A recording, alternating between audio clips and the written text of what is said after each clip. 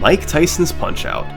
We've seen people beat this game blindfolded, we've seen a community rally together to take down its greatest player, but this whole time, we've missed out on the game's most competitive angle, beating the entire game from start to finish in world record time. This is an incredibly unique speedrun. The execution needed, at its worst, is some of the toughest out there. The RNG is more brutal than any other NES speedrun, and when combined, it makes for something really special. This is the crazy history of the Mike Tyson's Punch-Out world record.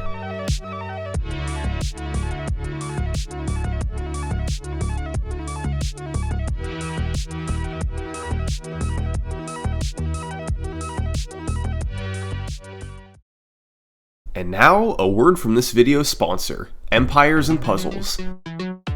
Empires & Puzzles is an award-winning free-to-play puzzle RPG game. It sounds simple. You just match shields of the same color to attack. The more you match, the stronger your attack. But there's much more, including specials, collectibles, and a global PvP leaderboard. Empires & Puzzles also has an upcoming holiday event featuring special hero surprises, exclusive rewards, and joyous challenges. In the Owl Tower event, new heroes will be soaring into action. They bring not just their unique skills, but also introduce new damage and defense types. There's never been a better time to get into Empires & Puzzles.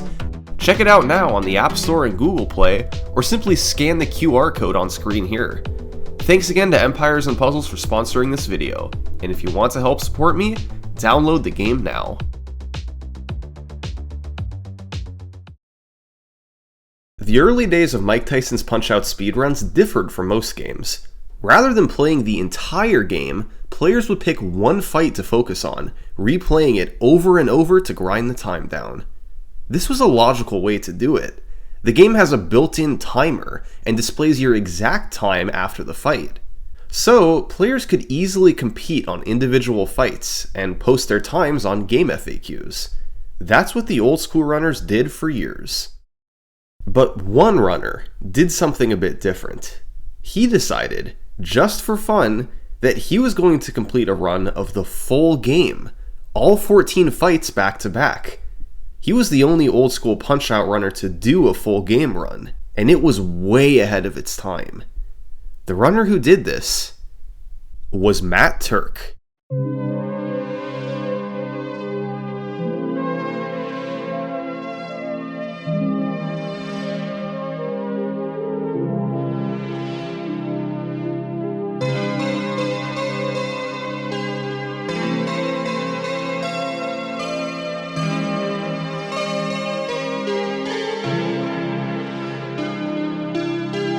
Matt Turk was by far the best Punch-Out player on the planet.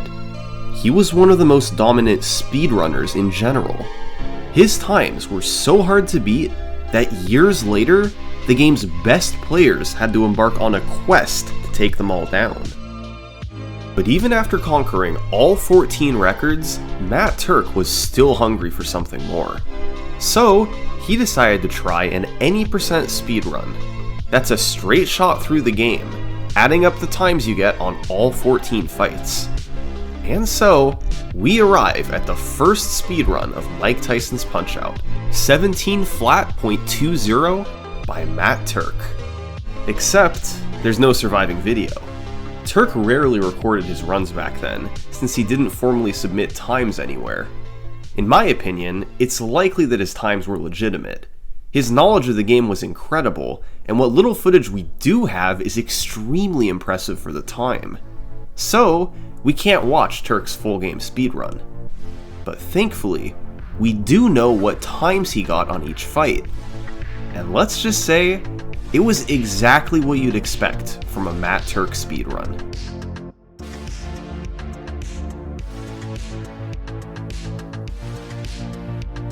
Turk started with Glass Joe. He's a complete pushover in a casual playthrough. However, the fastest way to beat him is tougher.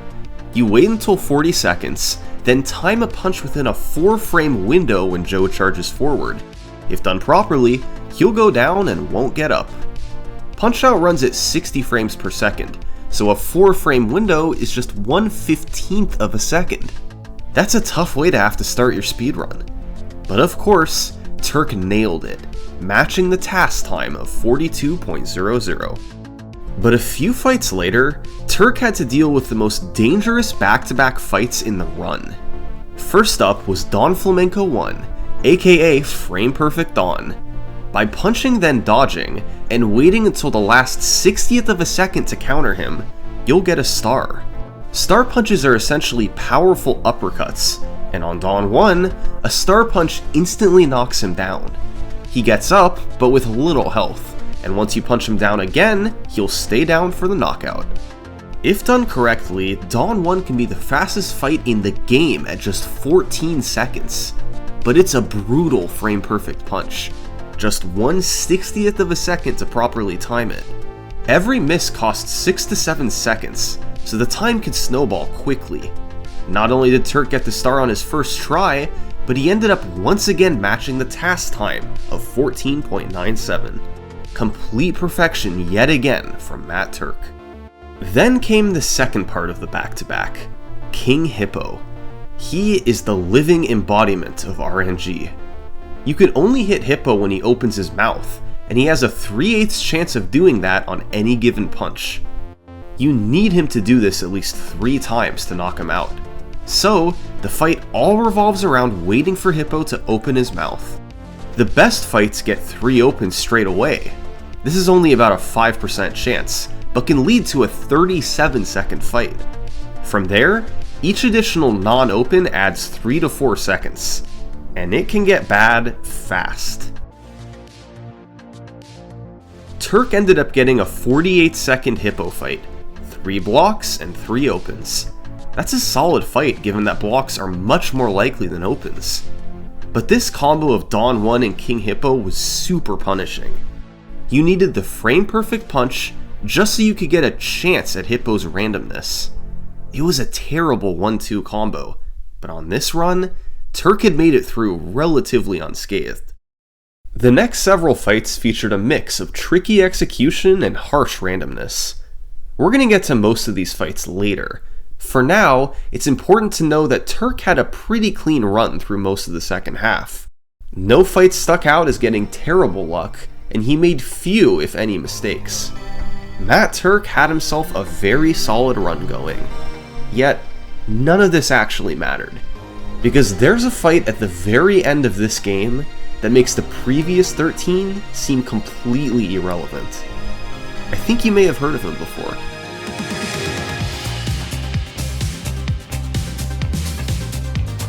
Mike Tyson regularly tops lists as the hardest final boss of all time.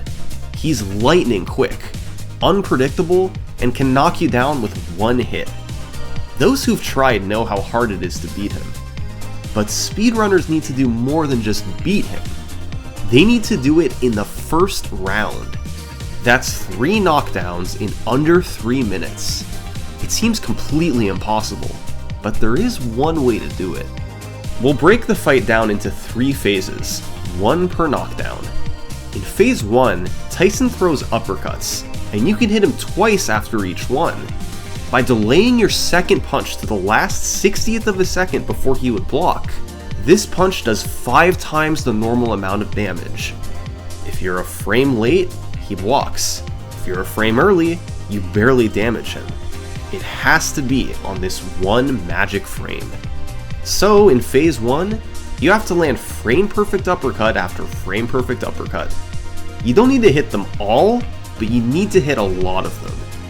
In phase 2, Tyson starts by throwing more uppercuts, meaning you need more frame perfects. But at 1:30 on the clock, his pattern switches and he throws hooks. Here it's much easier. You just dodge and punch twice after each one. No need for anything frame perfect. After sending him down again, you enter phase 3, which is quite simple. Tyson only throws hooks, so you punch him down for the TKO. Phase 3 takes anywhere from 52 to 55 seconds depending on Tyson's pattern. So if your second knockdown is at 2:04 or lower, you've got a round 1 fight in the bag. The key to the fight is that you can damage Tyson much more during his uppercuts than his hooks. So, the earlier you knock him down in phase 1, the more uppercuts he'll throw in phase 2 before 130, and the more damage you can deal. Generally, you need at least 4 phase 2 uppercuts, meaning a first knockdown of 109 or less. But you can get as many as 6 uppercuts with a knockdown under a minute. Of course, Tyson can randomly delay and screw everything up. Most notably, in phase 1 he can do the 8-second delay, where midway through the phase he just stands still for 8 seconds. It happens 50% of the time, and while it doesn't completely kill a round 1 attempt, it can turn a solid phase 1 into an impossible one.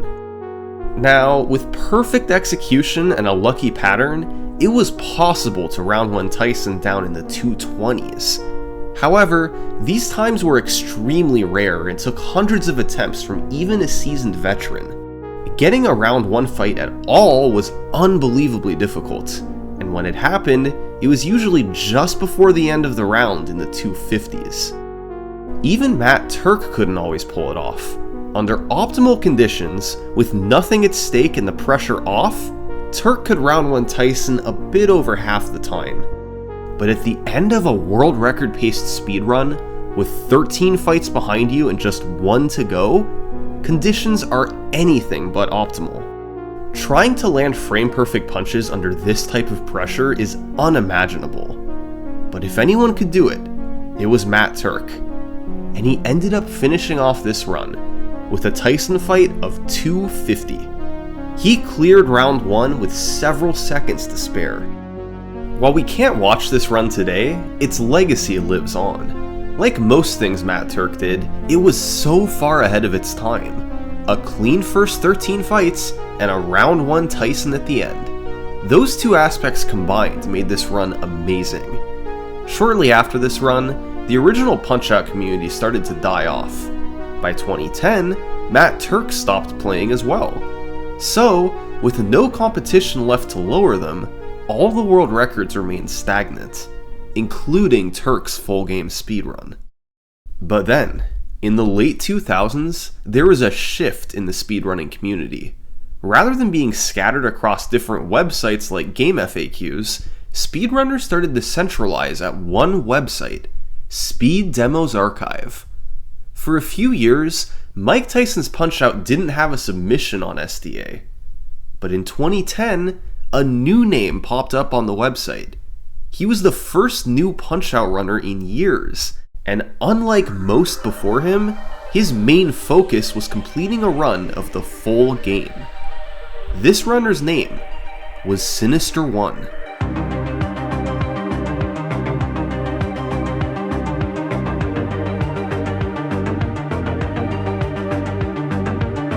Sinister reached out to Matt Turk and began piecing together strategies for a full game speedrun. However, he quickly realized there was a pretty big skill gap between the two of them. So, Sinister turned his focus to completing a segmented run. Punch-Out is naturally broken up into circuits every few fights, so Sinister grinded each of the 3 circuits individually, plus Tyson on his own, and submitted a 4-segment speedrun to Speed Demos Archive. This run clocked in at 16:31, nearly half a minute ahead of Turk. However, these runs really can't be compared. Sinister could optimize each circuit to a high degree, rather than having to get everything in one straight shot. Turk's 17 flat was definitely the more impressive speedrun. So, once Sinister kept practicing and getting better, he decided that it was time to take the training wheels off and complete a single segment run of Mike Tyson's Punch-Out. The whole game in one segment, just like Matt Turk did. Sinister tried for weeks, and while he was able to get runs in the low 17s, he struggled to do better than Turk. The main problem was the combination of Dawn 1 and King Hippo. Dawn's frame-perfect start killed a lot of runs, and the few that made it through usually died to Hippo's randomness. It was so hard to get runs out of the early game, and although Sinister eventually got a 17:06, he was still behind Turk. His best efforts to get the world record had failed. So, Sinister gave up. Years passed, and Turk's 17 flat remained untouched. By February 2013, not much had changed. Matt Turk's 17 flat was still on top, and Sinister was right behind him. However, a new player was just starting to mess with running the game. And this guy had a pretty good track record. He was the world record holder in both Super Punch-Out and Punch-Out Wii. His name was Zallard1. Right away, Zallard started looking for new strategies. Dawn 1's frame-perfect star was still brutal, and he wanted to find a way to make it more consistent. He ended up finding a timing cue that helped a little, but not much. And Sinister 1 was not impressed by it.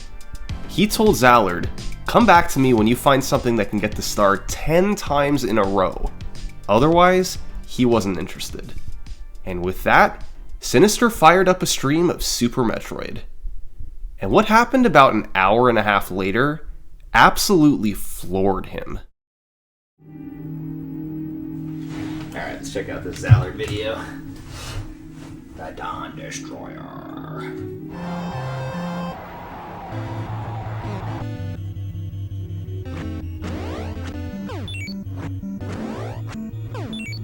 Oh my god, are you kidding me? Dude, no way. This can't be real. Dude, this guy's a hacker. Hacker? No way. Okay, I gotta try this. Alright guys, you might be about to witness the greatest thing of all time. Wow. Wow. I'm so astonished I had to get hit one time. I don't believe it. I don't believe it.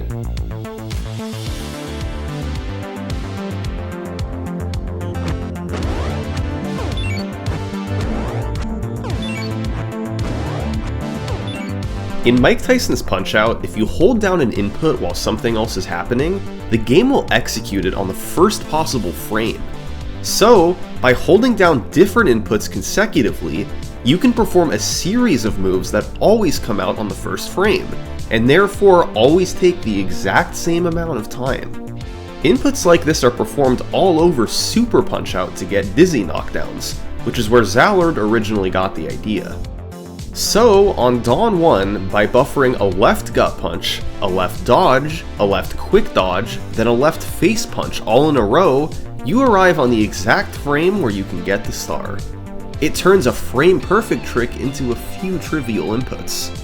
Zallard also found that you could do something similar on Glass Joe. By buffering a left face punch and a series of gut punches, you can guarantee a 42 knockdown, no timing needed. The Dawn 1 buffer was probably the greatest discovery in the game's history. Instead of resetting half of his runs, now Sinister would never have to reset there again. Zallard had revolutionized Mike Tyson's Punch-Out, but Sinister was the one who could really take advantage of it. I don't have work tomorrow. World record incoming tomorrow. It's a lock.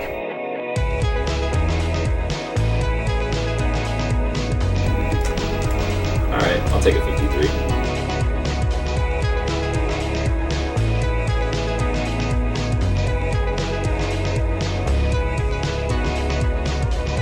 Over the following several fights, he was able to keep it close with Turk, bleeding time without falling too far behind.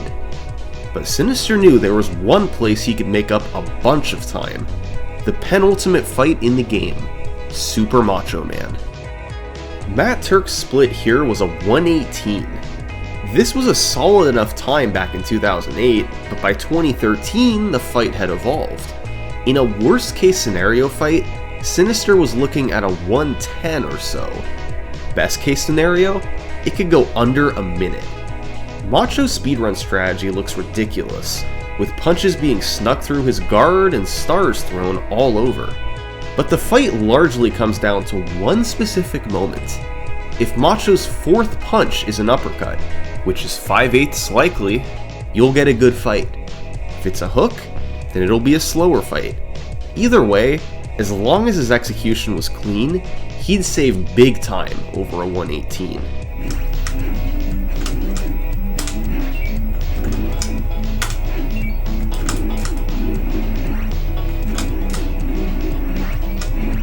Oh, that's a good start anyway.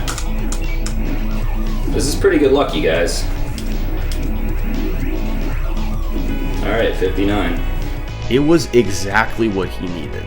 In one fight, Sinister had shot himself into the lead, but his job was far from over. After all this, he still needed to round one Tyson in 254 or less. The pressure was on.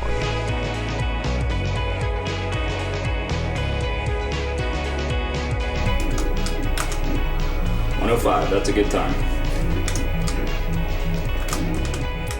Sinister had pulled it off. After carrying a lead into Tyson, he had nearly matched Turk's round 1 fight, clutching out a 251 to break the world record. This was the first sub-17 in the game's history, and while Sinister was elated, he knew there was still work to do. The Dawn 1 buffer had blown the door wide open, and a few of his fights had suboptimal luck and execution. So, Sinister decided to see if he could shave a few more seconds off. And just weeks later, he got on this run.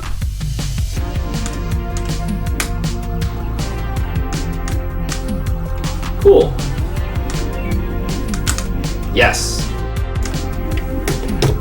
Oh boy. Alright, this is now serious. Did I just gain time in that split? Dear God above. An enormous lead, with 3 fights to go. Next up, Mr. Sandman. Gotta take advantage of the situation here. Sandman has a big mix of RNG and execution. The hardest part in the fight is his Dreamland Express, where you must dodge 3 times in rapid succession. You can counter him for massive damage afterwards, and by getting intentionally knocked down at 159 or later, you'll do another Dreamland Express when you get up.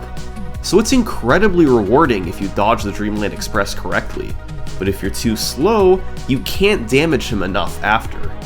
Sandman also has 2 main pieces of randomness. When you knock him down the second time, there's a 25% chance he gets up with a big health refill, which loses 10 seconds.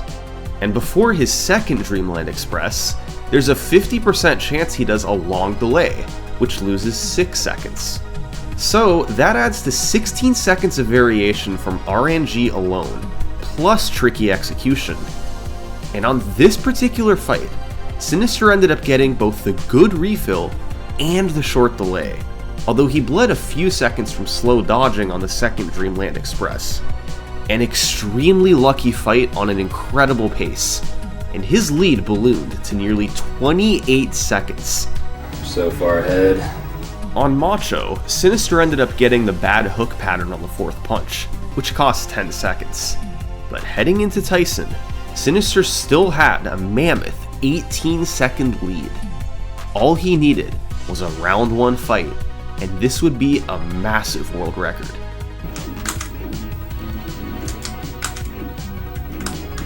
Yes. Okay, he's gonna throw 5.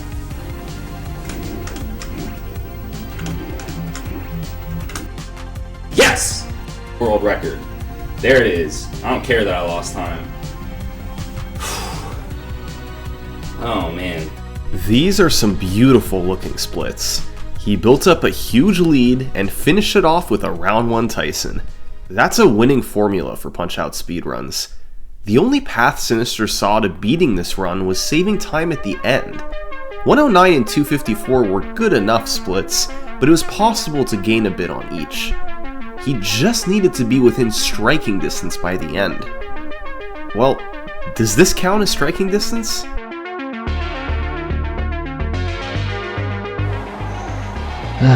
Alright. Next fight. A few months later, Sinister was in a tough spot. He'd made a 7-second mistake on Honda 2 and got awful luck to lose 16 seconds on Dawn 2. This was a big deficit, but he did have time to save. Was it possible to climb out of it? Start. Yes. Yeah, 57, baby. He needed a 247 on Mike Tyson. There'd never been a world record with a Tyson fight in the 240s. Sinister needed to break new ground.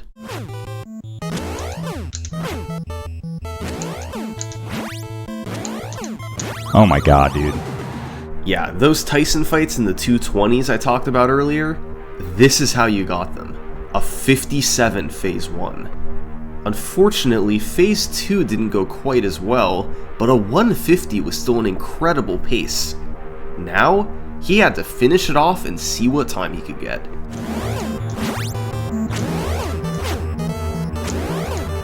Yeah, dude. Oh my god, I got that. I can't believe it. This was a legendary Tyson performance. With his back against the wall on world record pace, Sinister managed to go 9 for 9 on frame-perfect hits in Phase 1. The final result was a 243, an unheard of time for the end of a world record. As the congratulations poured in, Sinister debated if he should keep going. Those last two splits were really brutal, but he also had lowered the record pretty quickly. Maybe he wasn't at his full potential yet. Ultimately, Sinister decided to push onward. He wanted to get one more improvement before stopping. 5 weeks later, Sinister had another good one going. He was tearing through the world circuit, and once he finished off Sandman, he had amassed a lead of 19 seconds. But he knew what he was up against in his final two splits. And right on cue, Macho gave him the bad pattern. But he recovered nicely, and was on his way to still having a nice lead going into Tyson. No!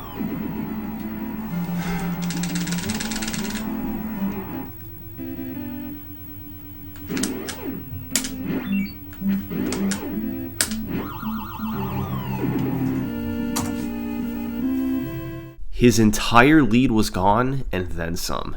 A 5-second deficit against this Tyson split? Sinister would need a miracle.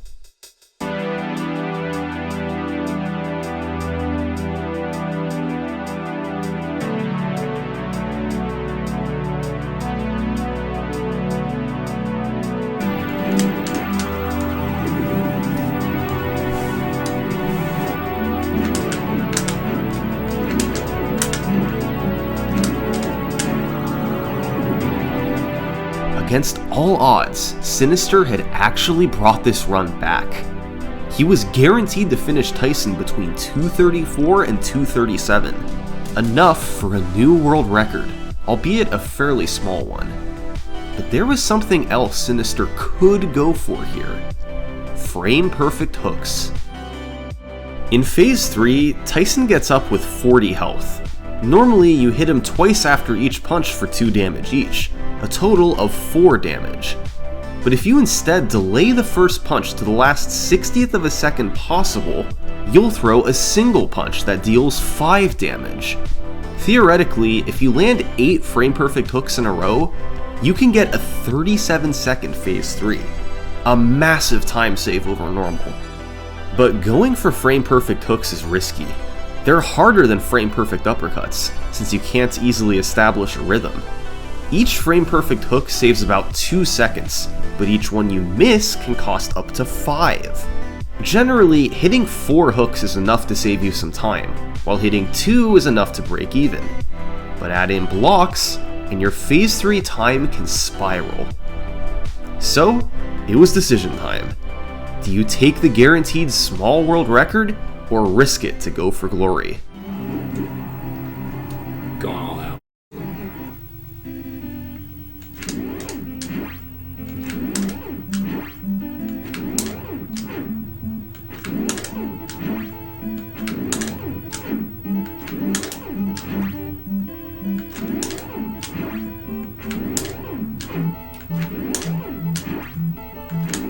Couldn't get it.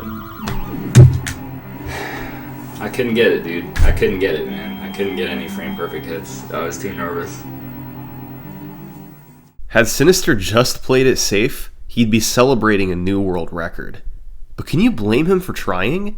It was a chance to demolish the record. He had missed on this occasion, but that was alright. Shake it off. Just get another run back to Tyson, and you'll get it next time.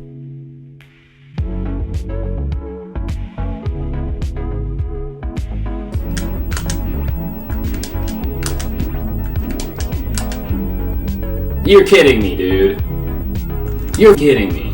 8-second delay there. There he does the 8-second delay. Good game. Good game, Luck.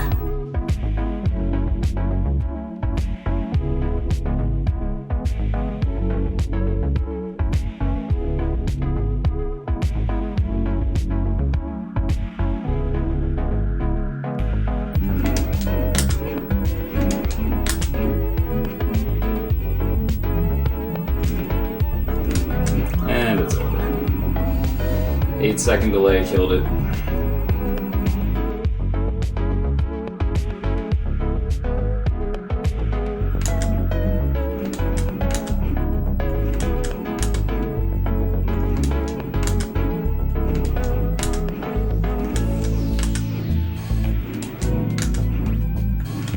What? What? No, dude. You gotta be kidding me right now. Oh, I can't. That was gonna be a low 1 minute time, man. Look at his health.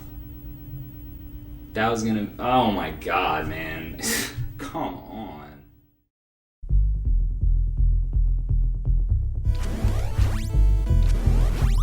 Whoa.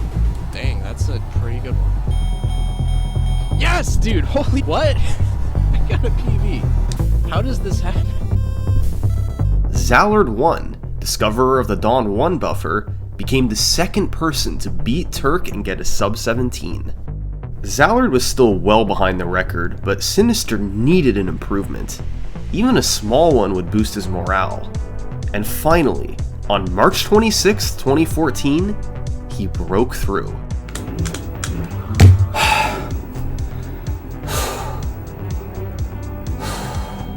Sinister was able to get a lead early and never relinquished it. He started with an excellent 41 on Hippo and got average luck on Sandman and Macho. His Tyson execution wasn't perfect, but a 105 knockdown meant he'd get 4 uppercuts in Phase 2. He ended with a 251, enough to lower the record by 3.5 seconds. But Sinister's relief wouldn't last long, because Zallard 1 was flying down the leaderboard. And just days later, he finished off this run. Oh man, that's quite the PB. Dude, I got Whoa. The run had a notable mistake on Great Tiger. Tiger is one of the only fights in the game with no RNG. The execution consists of 4 gut punches that each have a 6-frame window. They're usually not too hard to hit, but when you miss one like Zallard did here, you earn a 54 instead of a 48. It was a 6.5 second mistake. Zallard missed the world record by 6.23 seconds. Had he not missed the gut punch, he would have dethroned Sinister and taken the top spot. These two guys were neck and neck. They had similar consistency overall and could both reliably round 1 Tyson in the 240 to 250 range given no 8-second delay. But as similar as Zallard and Sinister's skills were, their ultimate goals were different. Zallard wanted to keep lowering his personal best and maybe snag the world record, while Sinister had even loftier goals. He wanted a single segment run that would beat his old segmented run, the 1631 from 2010. After all these years, it would be a remarkable achievement. So, each player had their own goals. And for the next few months in 2014, they both continued running the game, going up against brutal RNG and frame-perfect punches galore. But neither one was able to find success. Zallard couldn't catch Sinister, and Sinister couldn't catch his segmented run. So, Zallard moved on to other games, while Sinister went after Matt Turk's 213 Mike Tyson record. And all the while, the single segment record stayed put. But one random day in August 2014, Sinister decided he needed a break from the Tyson grind. So, just for fun, he did a one-off stream of single segment attempts. He hadn't played the category in months and was fairly rusty, but you never know when all the luck will fall into place. A few fights in, he made it to King Hippo, who promptly opened his mouth 3 straight times. Unfortunately, Sinister was a bit late on the 3rd open, meaning he needed a 4th open to deal enough damage. Yes, the bailout, dude, the bailout. But Hippo immediately gave it to him. The odds in 4 straight opens on Hippo, less than 1 in 50. Sinister was off to a great, albeit lucky, start. After some clean execution on the next few fights, Sinister arrived at Soda Popinski. Soda is another super random one. He tends to team up with King Hippo to bury most promising runs. The fight revolves around a mechanic when Soda crouches down for his uppercut. If you press down on the D-pad while he's crouching, he'll stay frozen and you can punch him for a star. This star then has a special property where, no matter how much health he has, it'll instantly knock him down. The problem is Soda only throws uppercuts 75% of the time. 25% of the time, he'll throw hooks instead, which wastes roughly 9 seconds. So, you need a 75% chance pattern once per phase, working out to a 42% chance of getting a clean, hookless fight. But he can also randomly delay before each uppercut, making each phase anywhere between 16 to 21 seconds. With the 3 fastest uppercuts, you'll get a 50-second fight, but with the 3 slowest ones, it'll be more like 102. To summarize, Soda will kill more than half your runs by throwing hooks, and for those he doesn't kill, he can delay to waste a bunch of time. Any fight under a minute is great, and on this run, Sinister found himself at 36 seconds with 1 phase left to go.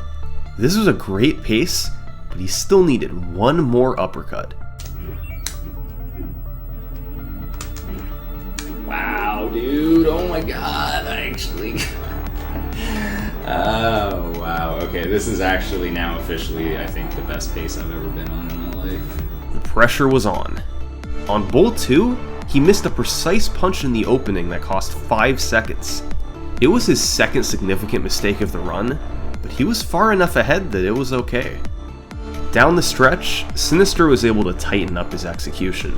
He played Sandman perfectly, getting the good refill but the long delay. Macho came through with the good uppercut pattern, and Sinister turned it into a solid 102. Nice, okay, got him. So, through it all, Sinister had built up a 20-second lead over his segmented run. He needed a 2:48 Tyson fight to get it done. But he'd been used to fighting Tyson in an individual level setting. That's very different from the end of a single segment run.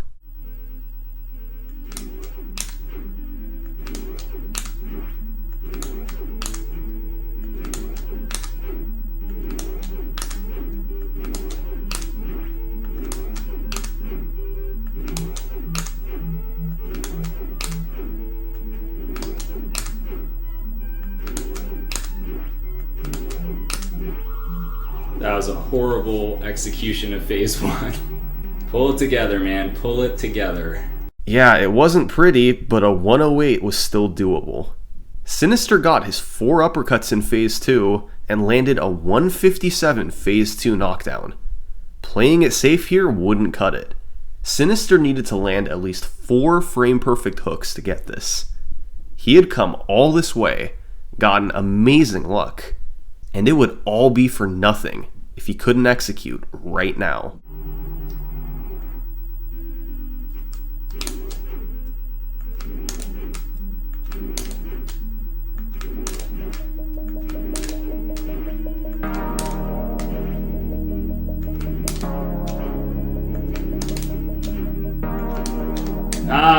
Is that it? I got it. I did it, dude. I think that's it. I think that's it. Oh my god, is this... Hold on. Let me put in the time. Yes! Yes, dude! 1627 out of nowhere! 4 years ago, Sinister's best efforts at a segmented run yielded a 1631. Now, he could beat that with a straight shot through the game. This was a pretty lucky run, as Sinister made multiple mistakes that could have killed it. But even though he was rusty, he still executed where it mattered most, right at the end on Tyson. Sinister was more than satisfied with this run, and he turned his attention elsewhere. Now, it was Zallard's turn to focus on single segment. With this new record, the difference between his run and the world record had doubled. Unless he could take 12 seconds off his PB, Zallard couldn't move out of second place. He'd be competing against a 42 Hippo, 56 Soda, and a solid final 3 splits to finish it off. But still, that fall, Zallard started up runs again. Even if he wasn't directly going for the world record, maybe he could shave a bit of time off his 1639.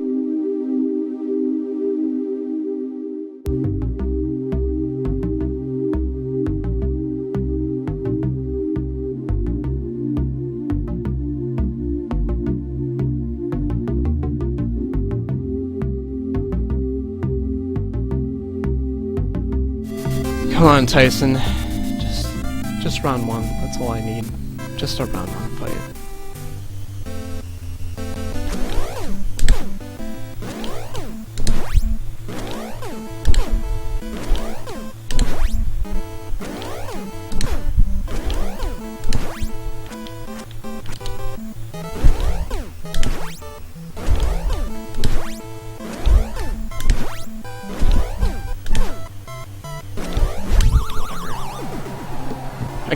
I can't do anything about that.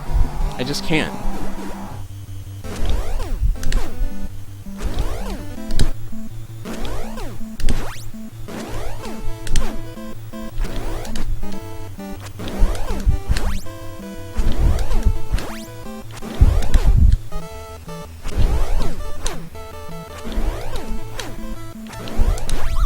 This is in danger, real bad.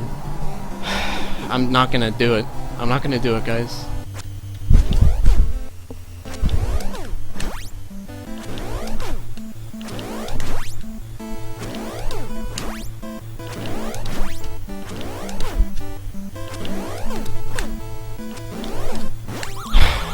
I don't even know what that is. I don't even know. Is that the record? No, it isn't. He's got a 27. Man. Such a crushing PB. In Phase 1, Zallard actually played quite well. He got the 8-second delay, but still turned it into a respectable 108. But Phase 2 was his downfall, with 2 blocks and several other missed punches. Because of the pace going into Tyson, it was still a massive PB. But this luck was practically impossible to see again. He got a 37 Hippo, a perfect fight, along with a good enough Soda and an incredible Sandman and Macho. Zallard's only hope to PB from here was to save time on a relatively soft 255 Tyson split. The good news was that he'd nearly caught up to Sinister. He kept playing over the next few weeks, not making much progress. But by mid-November, Zallard would get another chance. It wasn't a super inspiring run at first. He bled time over his 37 Hippo split and got bad luck on Dawn 2 to lose some more. But he was able to keep pace with his strong final 3, first getting the good refill and delay on Sandman, then the good pattern on Macho. It wasn't amazing, but heading into Tyson, he had a chance. Zallard needed a 241 on Mike Tyson.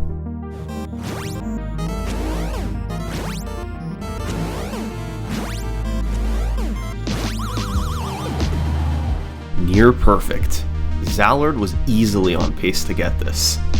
But Phase 2 was a bit more dicey. He missed 2 of Tyson's uppercuts and missed all of the hooks. Now, he couldn't play it safe. He had to hit at least a couple of these.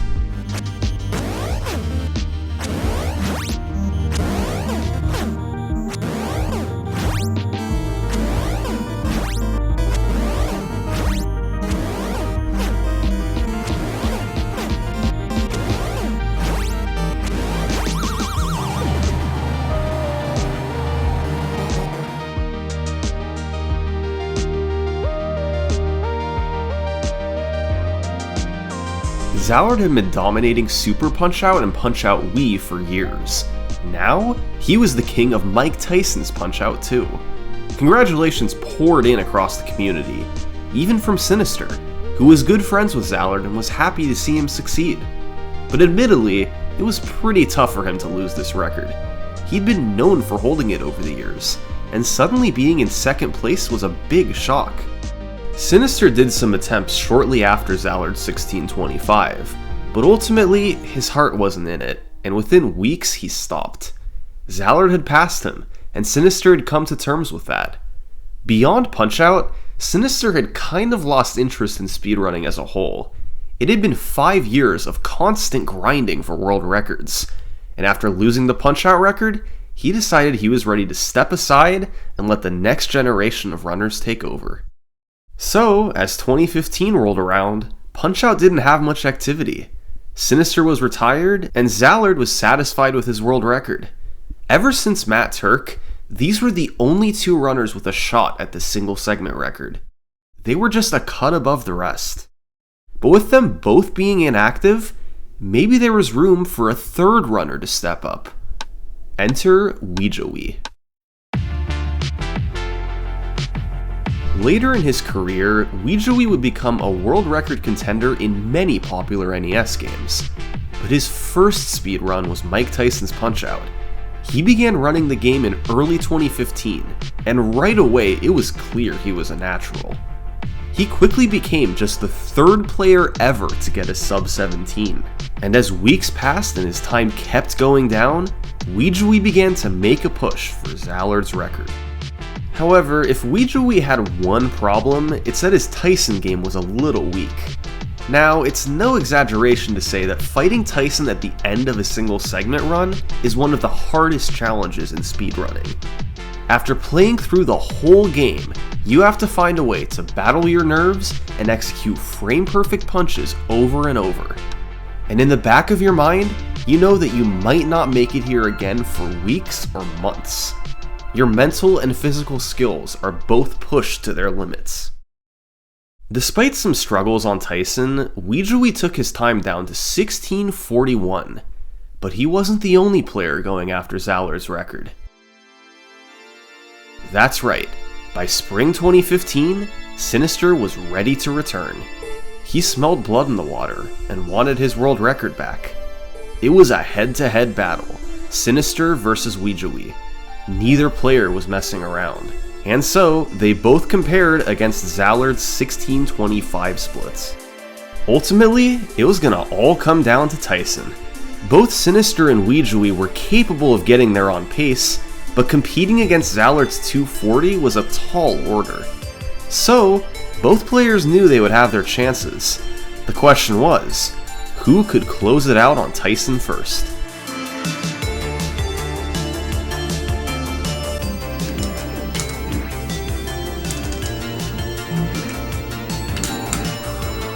Nope, not it.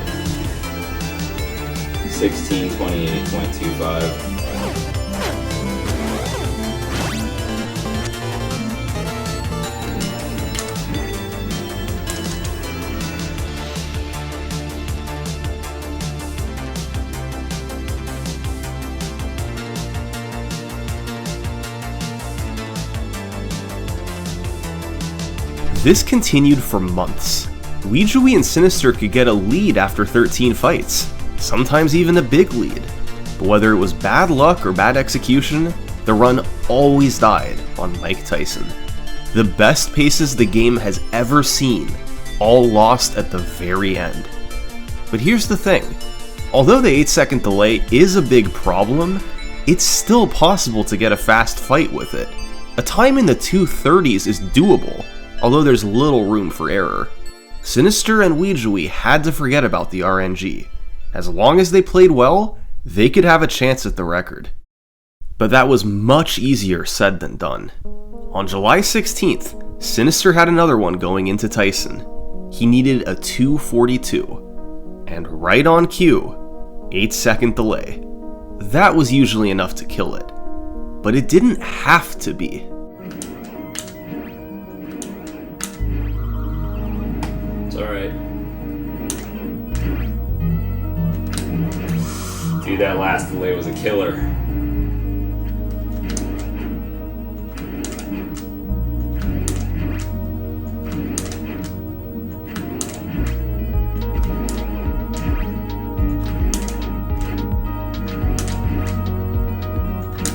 Got it! Got it, dude. Oh my god, man. Got it by like 1 second. Now that's how you fight Tyson. This was the first record in the game's history to feature an 8-second delay on Mike Tyson. Sinister nailed frame-perfect punches throughout the fight, and overcame bad luck along the way. It was the best execution the game had ever seen from start to finish. And despite getting worse luck than Zallard, Sinister still finished ahead of him at 16-24.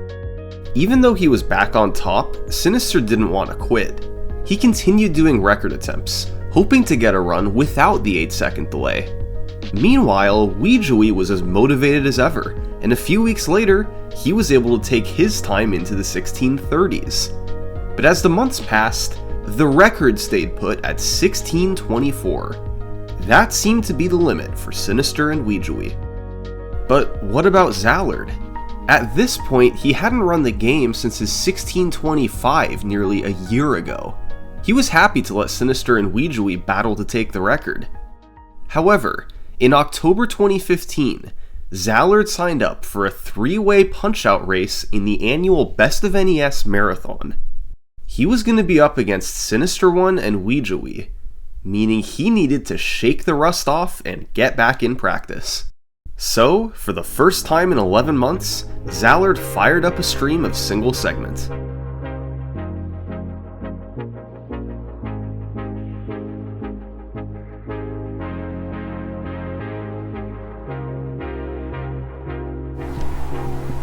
It's not gonna matter. He's gonna 8-second delay this.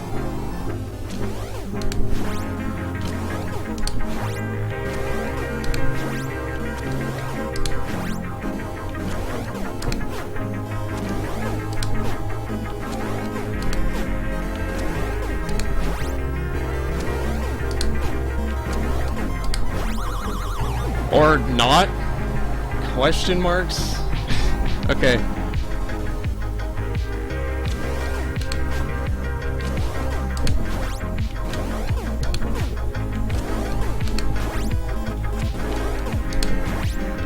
What are you talking about, Tyson?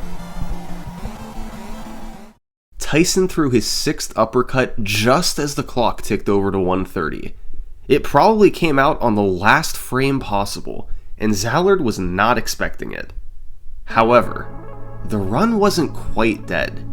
If you get up on a 9 count to fully refill your health, a knockdown costs about as much time as an 8-second delay. In other words, Zallard could still get a pretty fast time, but would it be fast enough? I could probably do something with this, sadly, and I just got hit.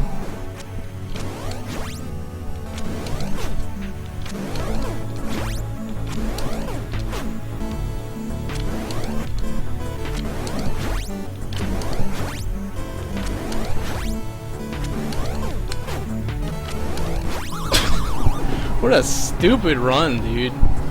16-27, okay. It had taken Zallard 2 attempts to nearly match Sinister and Weejui's combined output over 6 months. If he didn't get knocked down, or had he not gotten blocked in Phase 3, or a myriad of other small changes across the run, this easily would have been the record. Zallard had to settle for a 16-27 on his first day back. How could he possibly follow that up?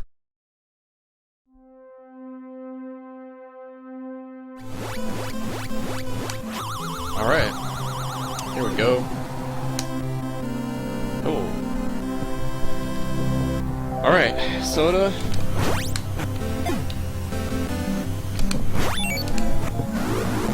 Okay. 6-1.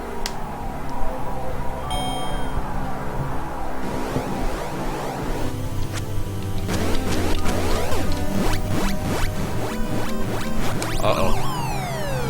It just got real. That's a split you're not supposed to gain time on. 4-8? This is so dead. This is the deadest speedrun I've ever seen. Oh my god, dude. This is doomed. This is doomed. This has no chance. Zero possibility of finishing.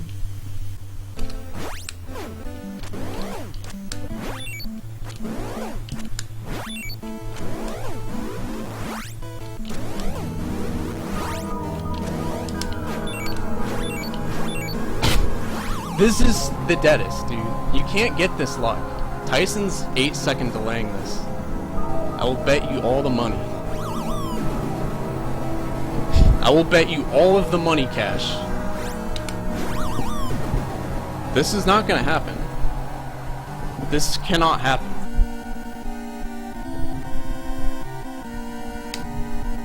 This isn't even real, dude. Okay, like, you don't understand. This can't finish. It's impossible. And what happened on Mike Tyson on the ultimate dream run ever of Punch-Out? Well, I'll let Zallard take it from here.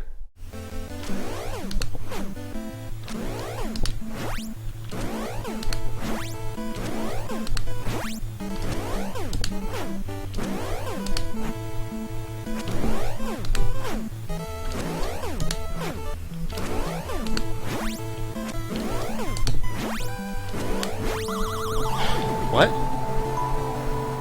What? It's 102. I never got the 8-second delay in that first phase, so that meant I pretty much got past every luck barrier in the entire game, and it's just me versus Tyson. That's it. Like, all the nerves that I didn't have, they came back, like right here, right here.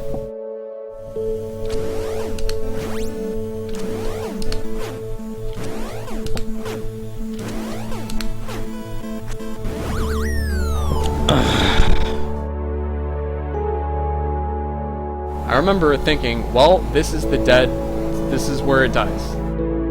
But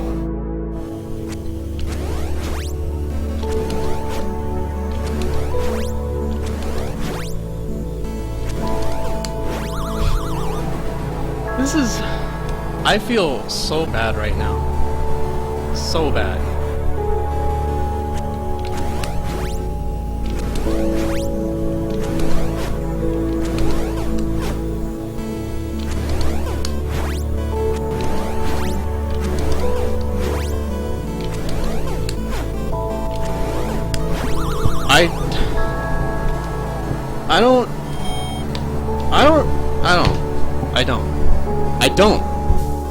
I just don't. This is one of the craziest runs in NES speedrunning history, and by most accounts, it was inferior to the last record. It had more mistakes, it had a knockdown, it had more misses on the uppercuts, but it also had unbelievable luck, and that was more than enough to make up for the difference. Sinister and Ouijawee had been left in the dust. Zallard was breaking new ground. With this one run, standards had changed, and Mike Tyson's Punch-Out entered a new era, the push for the sub-16. For years, it was a theoretical time, but more of a pipe dream than a rational expectation, much like the mythical 457 in Super Mario Bros. But now, Zallard's 1607 opened up new possibilities. Sub-16 was suddenly realistic, and that was enough to make Zallard commit to trying. The blueprint for this run was simple. There was no way Zallard was going to be ahead of the record going into Tyson. The 1607 got all the luck, and trying to compete with it would be a losing battle. But as long as his deficit was reasonable, Zallard could make it up with an insane Tyson fight at the end. You'd need the ultimate combination of luck and execution on Tyson. For starters, you need to get your first knockdown before 1 minute. That involves hitting all 9 frame-perfect punches in the first phase and not getting the 8-second delay. With any luck from here, Tyson throws 6 uppercuts in phase 2, and if you hit 5 of them, You'll knock Tyson down before he has a chance to throw any hooks. And from there, by hitting a few frame perfects in phase 3, a time in the high 210s or low 220s is possible. That is 18 frame perfect punches at the end of a world record paced run. These used to be unreasonable expectations, but this wasn't 2014 anymore. Tyson execution had gotten better, and if Zallard wanted to get a sub 16, that's what he needed to do. Within days, he was back to doing attempts, hoping just once he could clutch out the Tyson fight he'd need. On November 9th, he had one with potential. Although he bled a bit of time on Hippo and Soda, he was able to keep pace everywhere else. But after an unfortunate mistake on Macho, the deficit ballooned to 18 seconds. Zallard needed a 225 Tyson fight, and after a 144 second knockdown, it was clear that this was going to be close.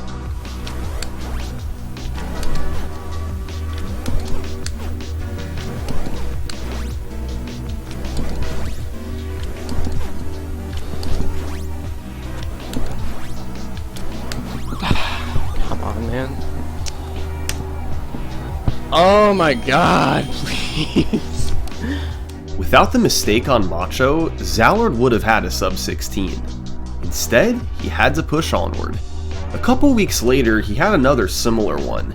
This time, he needed a 220 Tyson. He got an incredible phase 1 pattern, but got blocked. After missing a couple too many frame perfects in phase 3, he had to settle for a 227. Man, killing me, dude. 16-13. A short while later, another familiar situation. Now he needed a 223 Tyson. And of course, deja vu headed into phase 3.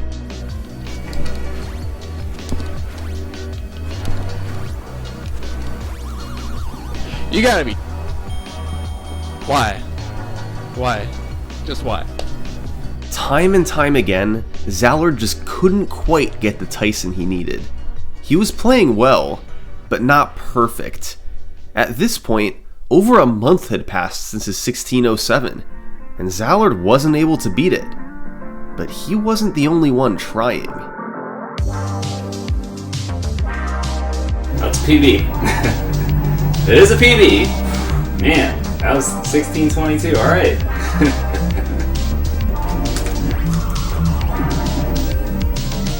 In there, baby. Oh, PB, baby. PB, dude. That's a good run. 16-14, man. We are closing in, dude. I think I might have just PB'd. Alright, it's PB, dude. Alright, I'll take it. Missed world record by 4 seconds, guys. All of a sudden, Sinister and Weijui had closed in. They were both within 5 seconds of Zallard's record. All three of these guys had been grinding heavily over the last month, and Zallard was the only one with nothing to show for it. Ultimately, they were all capable of getting the sub 16. It was a dead heat, and it was going to come down to whoever could clutch out an amazing Tyson fight at the end of a run first. But even though Weijui and Sinister had mostly caught up, Zallard was just on another level.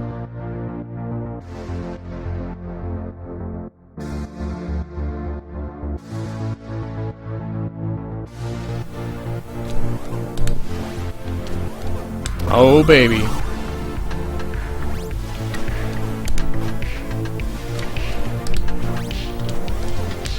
Come on.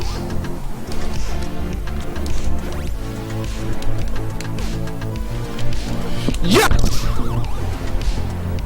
Yes! Oh, yeah! Oh, yeah, dude. It's done, dude. It had happened. Zallard had just gotten a 218 Tyson in a run. Just 2 years ago, this would have been the fastest recorded Tyson fight ever. This speedrun was the product of years of attempts from Punch-Out's best players. It started with Matt Turk's initial run, then Sinister's grind through the 16s, and finally Zallard's push to take it under 16 minutes. Punch-Out's ultimate barrier was broken. It wasn't a perfect run. Most notably, he got a hook on Soda, which cost about 10 seconds. But the 218 Tyson fight more than made up for it. Zallard was done, and seeing what he had accomplished, Weijui and Sinister decided to stop grinding as well. Everyone was satisfied with this incredible world record. The sub-16 was real. By 2016, most of the Punch-Out community was inactive. This is common once a landmark world record is set. People feel no need to even try beating it. So, for months, there was no movement on the leaderboard. However, that changed in late January 2016. For the first time in a year, somebody new entered the top 3. And all of a sudden, in one fell swoop, he passed both Sinister 1 and Weijui, only trailing behind Zallard's world record. This runner was me. Yeah, this Punch-Out history we've been looking at, I was absolutely invested in back as it happened. They're some of my fondest speedrunning memories, and were instrumental in getting me into speedrunning as a whole. Sinister's 1627 was the first world record I ever watched live, and from there, I was hooked. I slowly began learning speedrun strategies for all 14 fights. By mid-2015, I was doing full game runs. While Weijui, Sinister, and Zallard were all battling for a sub-16, I remained in a distant 4th place with my 1642. But after Zallard's sub-16, I made it to the 1630s, then the 1620s, and finally, I managed to break through with a 1608. It was especially surreal to pass Sinister 1. He was the one I first watched with awe back in 2014. All of a sudden, I was a world record contender, and that felt really strange. The only remaining run I could beat was Zallard's 1557. But that was going to be an enormous challenge, and here's why. For starters, it had a 41 on King Hippo. 90% of the time, just from RNG, I'd lose time on that split. A 106 on Bull 1 was really good, as well as a 54 on Honda 2. Soda Popinski was a soft split, and I could gain time there. But after that, it was a gauntlet. 128 and 140 on Bull 2 and Dawn 2 were both excellent splits. There was time to save on Sandman and Macho, but not much, and on average I could expect a time loss. And on Tyson, I was up against a 218. That was faster than my best Tyson fight ever. I was practically guaranteed to lose time there. So, the goal was to keep it close into Soda, pick up about 10 seconds there, then try and preserve my lead as long as I could. And with King Hippo killing run after run early, that was not going to be easy. But I was determined to try.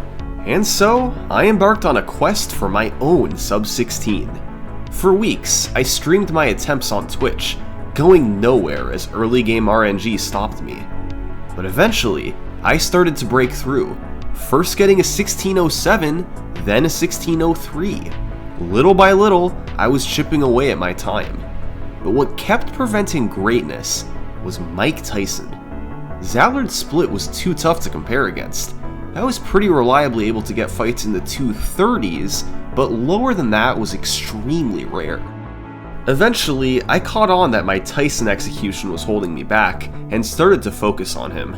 I worked on building my consistency, and over time, fights in the 220s started to become more common. As such, my confidence started to grow. If I could get a run on pace, I had the ability to get the type of Tyson I'd need.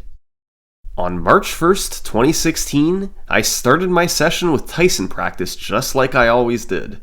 And on my first attempt, I recorded my fastest ever Phase 1 knockdown, 55 seconds. The fight ended at a 223. My Tyson execution was on point today. Now, I just needed to get a run there. And roughly 2 hours later, this happened.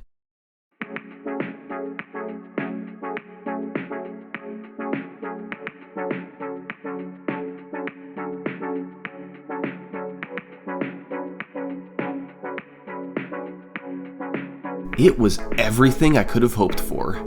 I was ahead into Soda, saved 10 seconds, then got godlike Sandman and Macho luck to add to my lead. This was a ridiculous pace, with incredible RNG. And my nerves were out of control. My hands were literally shaking. But right there in the chat helping me calm down were the current and previous world record holders, Zallard and Sinister. They put any fears of losing the record aside to help give me encouragement. Just an amazing display of sportsmanship. I did my best to gather myself and press start on Tyson.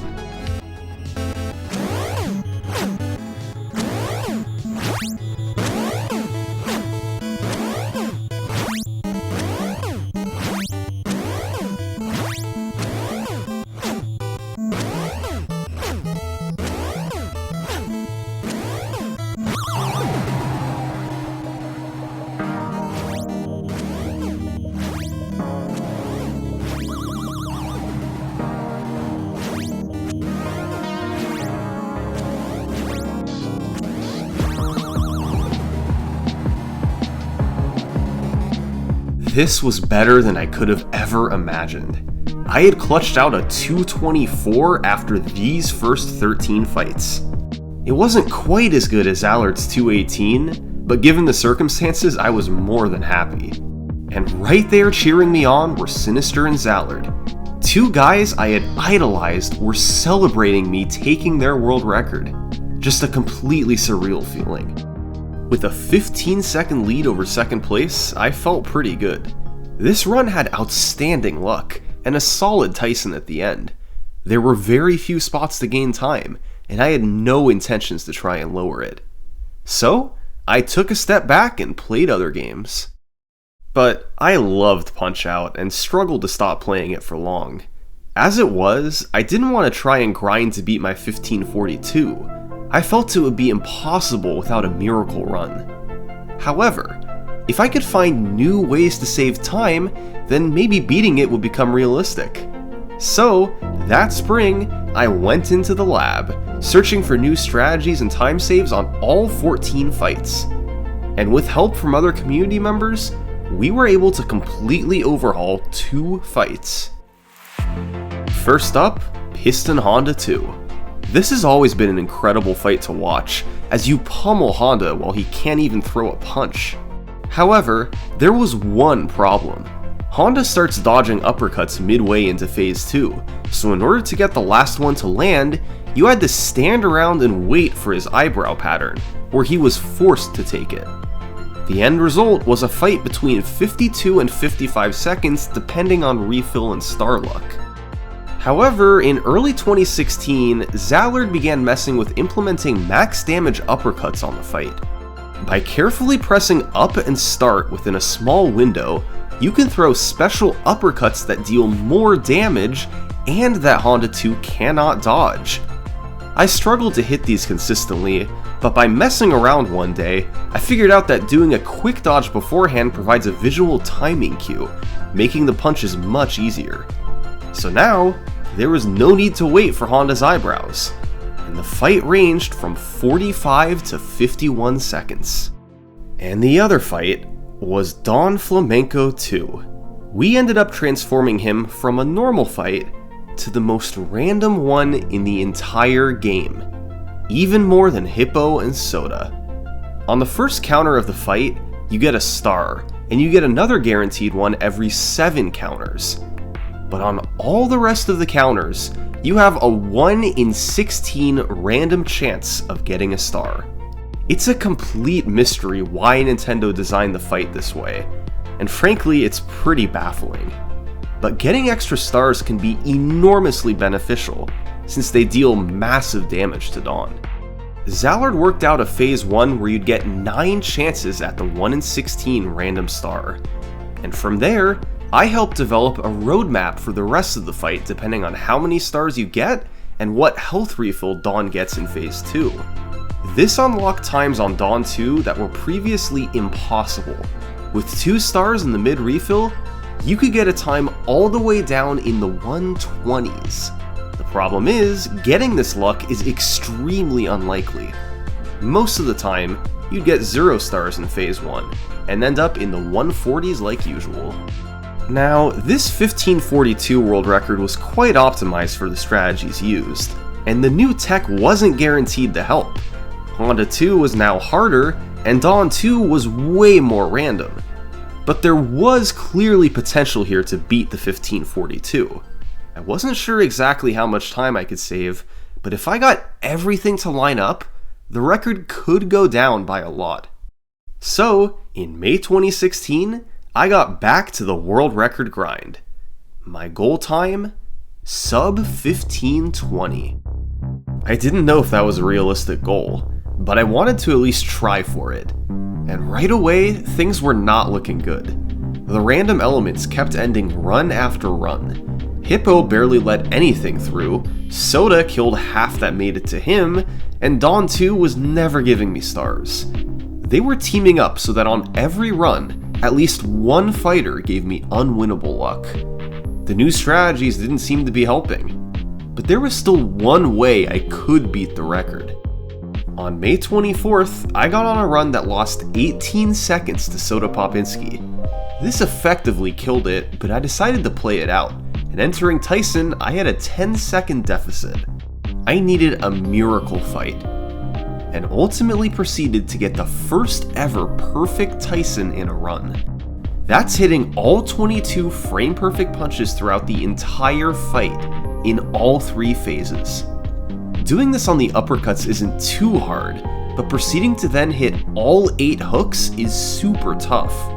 But with the pressure mostly off on a pace like this, I was able to get it, and lower the record to the 1530s. A few days later, I was in a similar spot. The first 13 fights had done me no favors, so I only had a 7-second lead compared to a 2:10 Tyson. I needed another miracle fight. And I somehow did it again. A 2:13, matching Matt Turk's IL record from 9 years prior. This time, it was a perfect fight other than one missed hook in Phase 3. Clearly, I had stepped up my Tyson game a bit. But I was doing it with the pressure off. Neither of these runs were on a good pace, and the Tyson fights are the only reason they were records. If I wanted to reach my goal of sub 1520, I had to execute on Tyson when the pressure was on. And a few weeks later, I'd get my chance. It started with a perfect 38 on King Hippo. After a solid next couple of splits, Soda gave me uppercuts, and I got a 53. I made it to Dawn 2 with a 17-second lead, and while he didn't give me the god luck, I got one random star and a good refill. After a decent Sandman and a great Macho, it added up to a 21-second lead going into Tyson.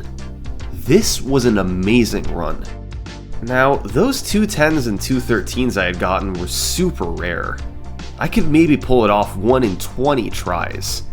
Add in the pressure of a pace like this, and it wasn't looking likely. But I didn't need a perfect Tyson. If I could beat him around 220, that would be an amazing fight, and I would get the sub 1520. But I also had the 8-second delay to contend with, as well as nerves. No time to think, here we go. I had to execute right now.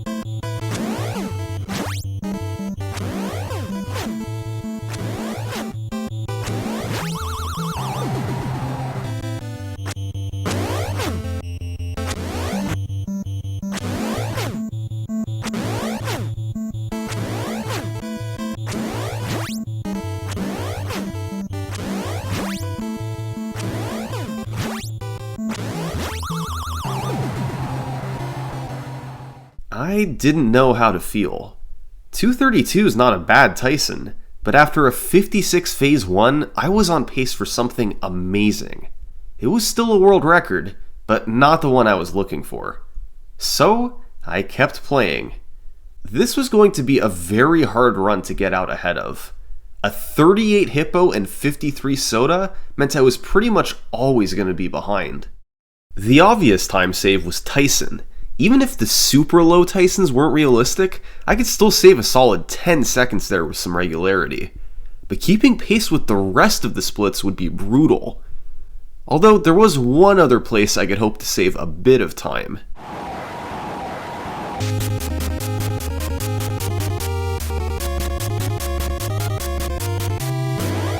Every time I fought Dawn 2 in a run, it was like a lottery ticket. About 96% of the time I fought him, I'd get a fight in the 130s or above. Usually this resulted in a time loss against my 138. However, roughly 1 in every 25 fights, the stars would align, literally, and I'd gain big time. Getting 2 random stars plus a good refill meant I could finish Dawn off in the 120s. And that had massive implications on the run. It could turn a bad pace into a good pace. It could turn a great pace into an amazing pace. A good Dawn 2 is so rare that you can go weeks without seeing it. But whenever Dawn 2 decides you win the lottery, your run is suddenly thrust into serious territory.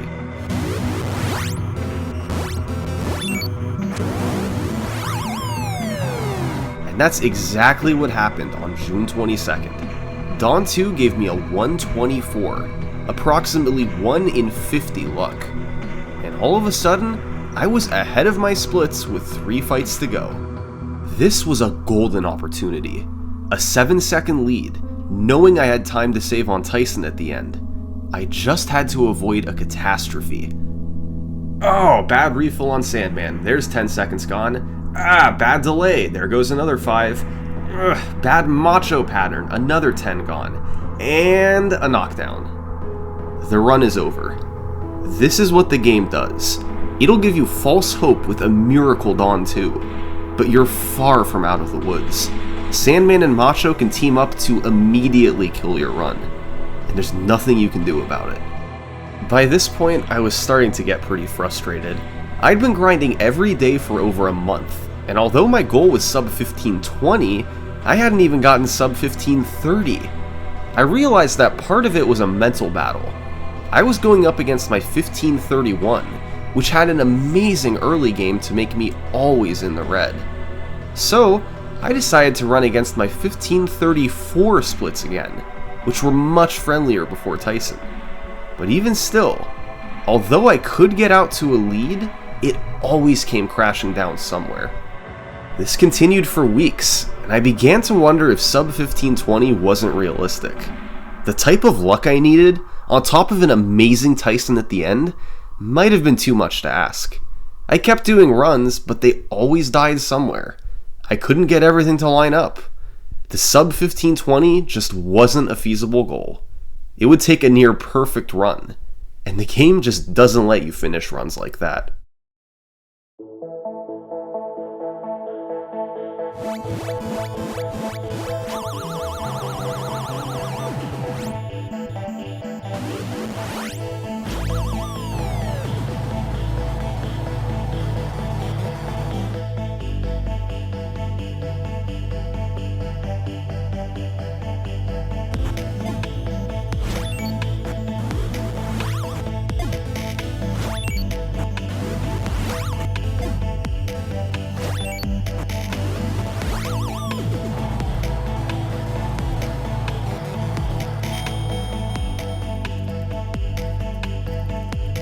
This run was so good that I could get away with a suboptimal Dawn 2 here. A time in the 130s would be fantastic, but even something in the 140s could be acceptable with a lead this big.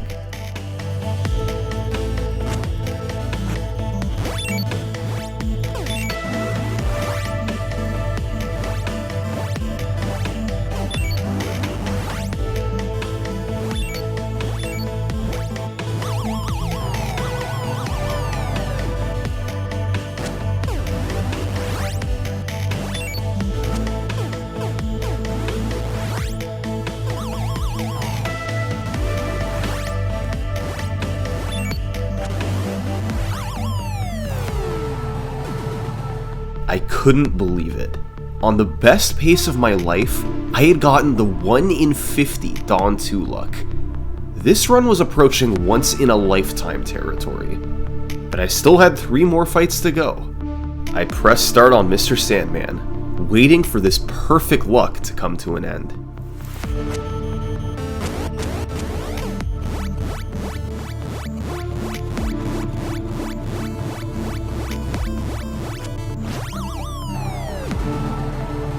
More perfect luck. I felt like I was dreaming. The good refill and the short delay, meaning another 6-second time gain. Time for Super Macho Man.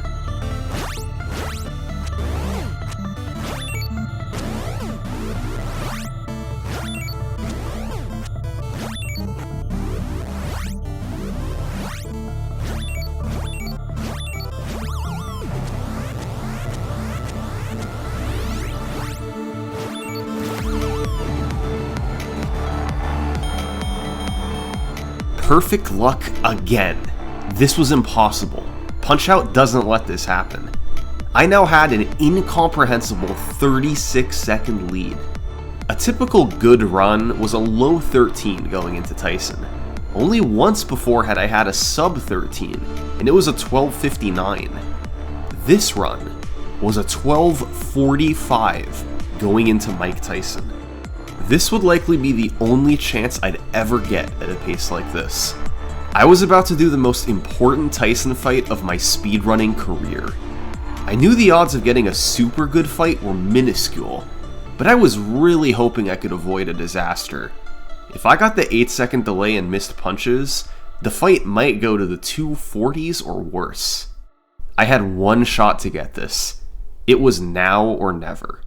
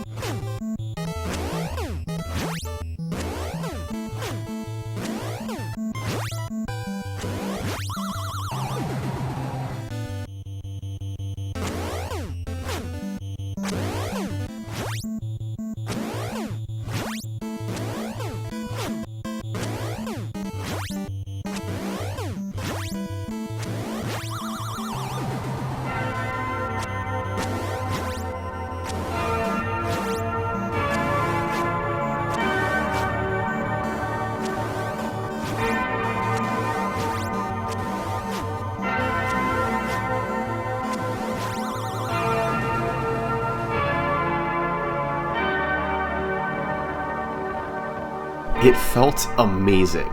This Tyson was far from perfect, but on this run, I was thrilled. I'd only missed one uppercut, but unfortunately I missed it late rather than early, a 1-frame mistake that cost 10 seconds. I'll tell you though, I literally did not care.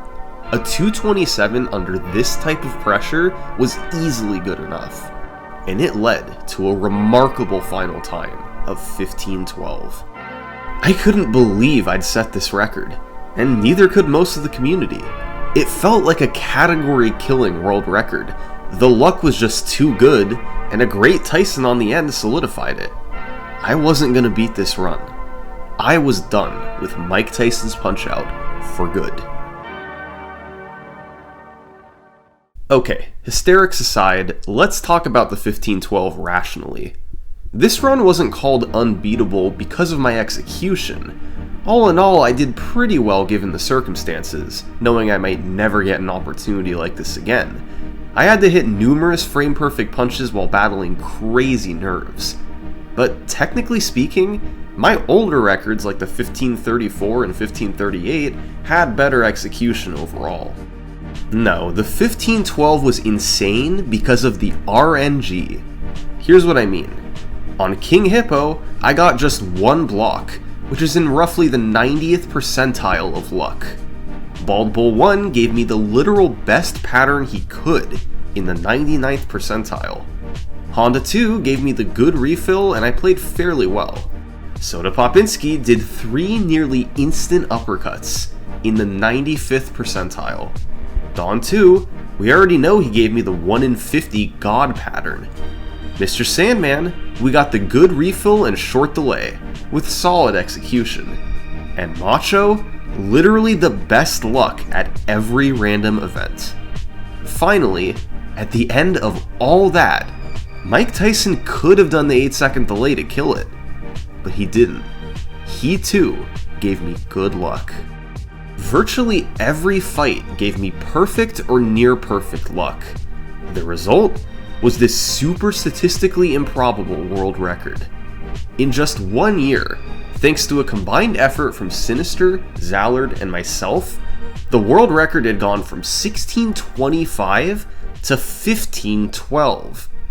I was now 42 seconds ahead of second place. There was nothing more for me to do. I wasn't beating this record. So, I moved on.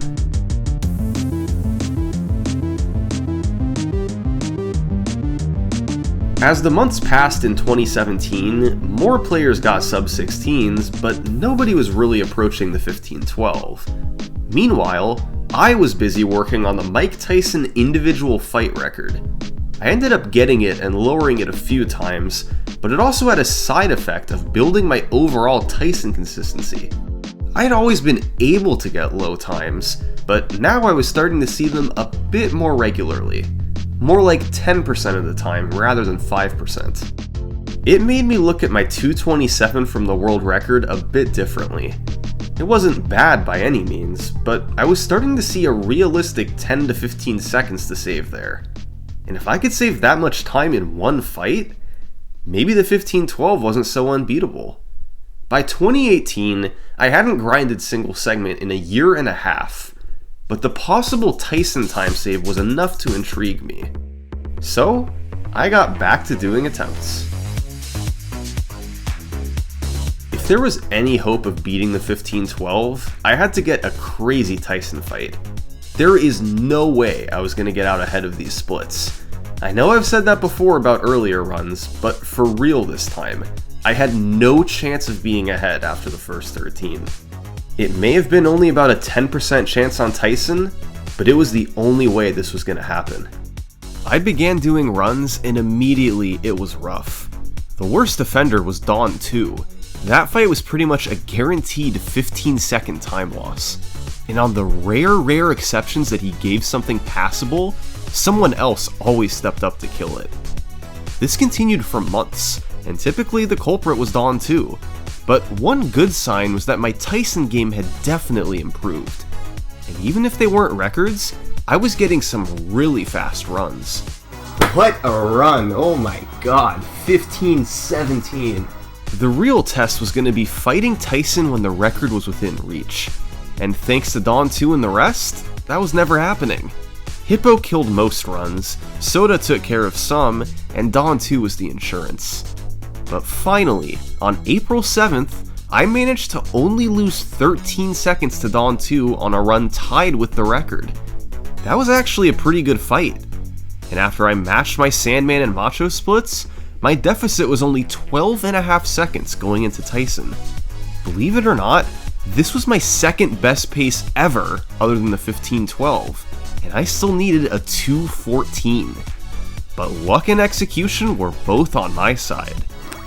Yes! I just beat the Mike Tyson's Punch-Out world record. I don't believe it. We did it, man! I was not expecting to beat the 1512. That was the power of a good Tyson fight. This run still had great luck from start to finish. In fact, it was virtually identical, except it didn't get the godlike Dawn 2. But since it's a 1 in 50 pattern, I couldn't be too disappointed. After nearly 1,000 attempts over a few months, and run after run dying to luck, I finally had a new world record to show for it. For months after this, I continued trying to lower the time. I had 3 runs make it to Tyson ahead of the 1510. On the first 2, I got the 8-second delay to kill it. And on the third one, I got the luck, but my execution wasn't there. I hate... As I've said before, getting it all to line up is nearly impossible. I could get a good Tyson fight, but having to do it on a pace that you might not see again for months it becomes so much harder. I was happy with my 15-10 and had a comfortable lead, so I stepped aside once more and stopped running the game. However, my break would come to a sudden end the following year, when completely out of nowhere, Punch-Out's greatest discovery ever was made. King Hippo had been the bane of our existence for years. He was about to be made completely irrelevant. This is the Hippo Manippo.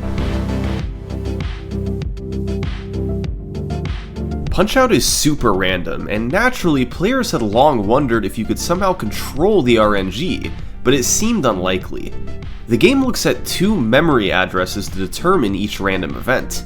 One tracks frames elapsed since power on, and one tracks all inputs since power on.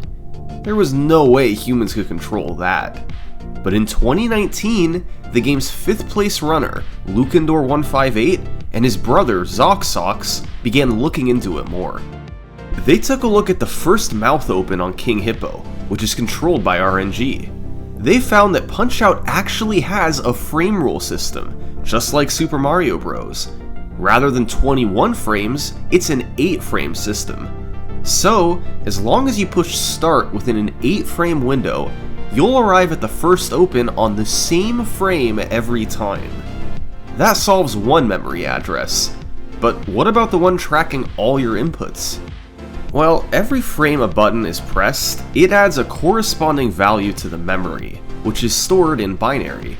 However, Hippo's first open is strictly determined by the 2 rightmost bits, which are in turn determined by how many frames you've pressed right or down. So, if you don't press down or right at all until King Hippo, you can control what the memory value is. By then pressing start in the corresponding 8-frame window, you'll arrive on the correct frame with the correct memory address, and King Hippo will always open his mouth. The Hippo Manippo was born. Later, Lukendor and Zoxox were able to extrapolate this to Hippo's 3rd and 4th punches as long as you cancel the 2nd one. When the dust settled, King Hippo had become a non-random fight. You had to start a timer upon powering up the game, then press start in an 8-frame window, then carefully fight him to get the 2nd and 3rd opens. It was a difficult strategy, but if done correctly, you would always get either a 40 or 41 on King Hippo. It probably goes without saying, but this was enormous. We used to reset 80% of our runs to Hippo. Now, we'd make it past him 80% of the time, and always with a fast fight. We'd now have so many more chances at Soda, Dawn 2, and the rest. The world record was already down to 15-10, but with the Hippo Manippo, a sub 15 was starting to seem realistic.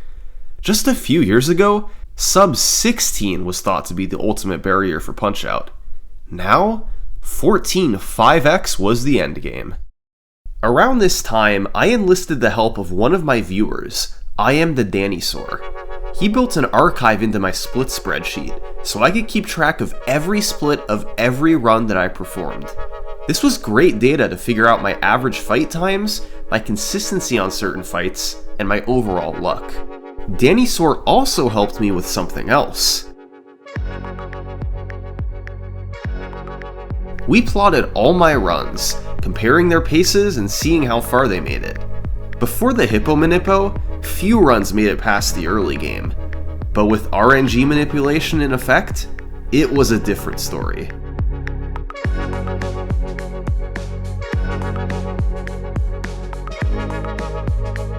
For the first few weeks, I had many runs go deep, but none faster than the 15-10. Let's take a look at this run on July 22nd.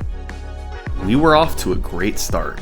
Thanks to the Hippo Manippo and a small strategy change on Honda 2, I had a 4-second lead going into Soda.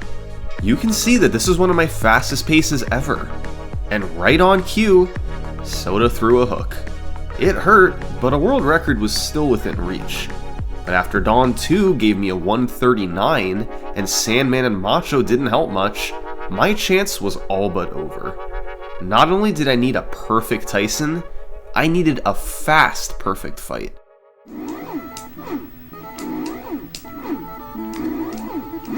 Oh my god. so fast.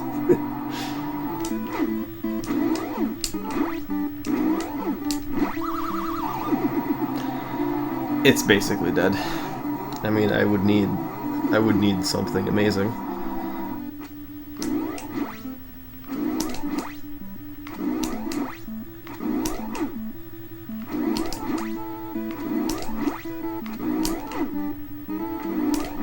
Oh my god! Oh my god!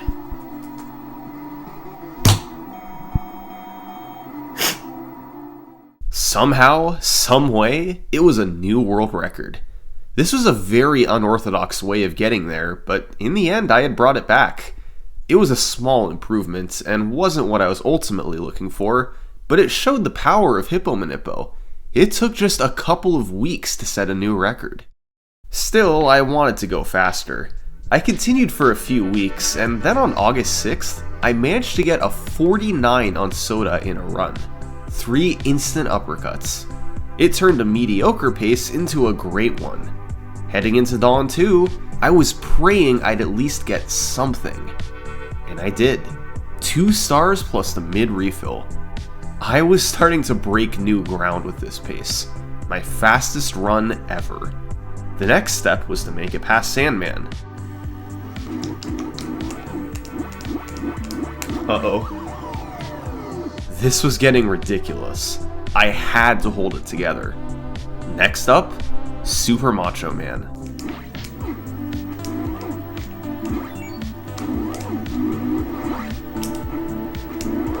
Well, that's gonna hurt. I don't really know where his guard is here. I made like a 2-second mistake there. Maybe 1 second mistake. The rest of that was on Macho. Back to reality. But I still had a chance on Tyson if I could get a really good fight.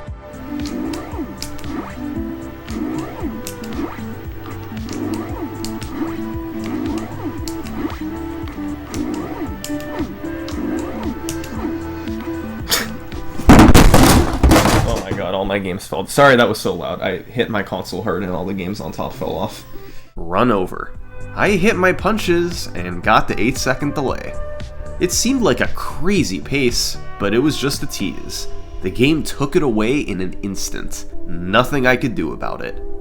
But thankfully, the very next day, I'd get another chance. Let's go.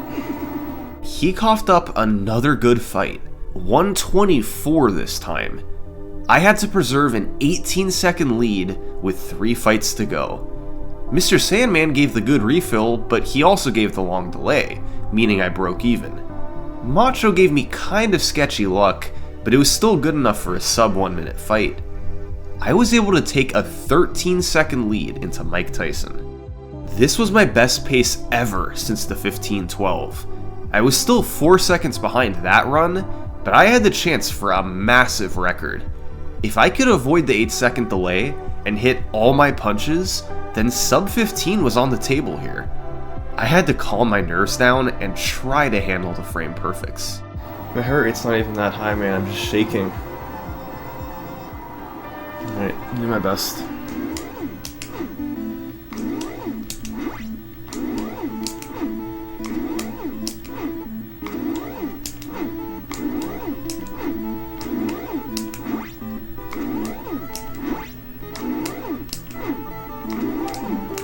Wow, that pattern. That was a phase 3 uppercut pattern.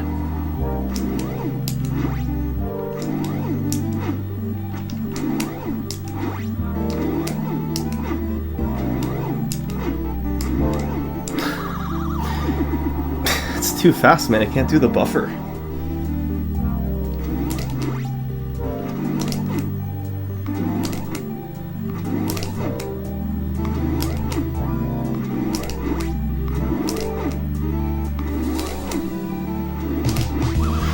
God, 15 minutes flat. Oh my god. Oh my god. So close. Half a second from sub 15. This was an awesome record. Nearly a 10-second improvement. I missed just 1 punch on Tyson. Overall, I was happy with my execution under pressure. Especially because of Dawn 2, this would be a tough run to top. However, thanks to the Hippo Manippo, I wasn't the only one going for the record.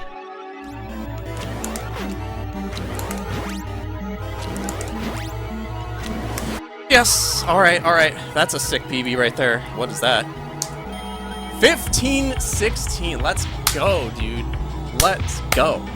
Zallard was back, and now that he had the Hippo Manippo, he was able to demolish his PB. With just one run, he cut my lead in half, and he was a serious record contender. Zallard's 15-16 didn't get the crazy Dawn 2 luck that I had, and his Tyson pattern was slower, but other than that, we had very similar runs.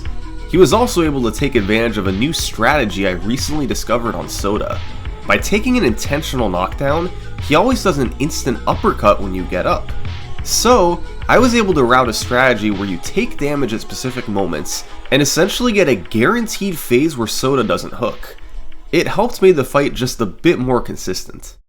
With Zallard right on my tail and a new Soda strategy to help, I pushed onward for the sub 15. A couple weeks later, I had one with potential.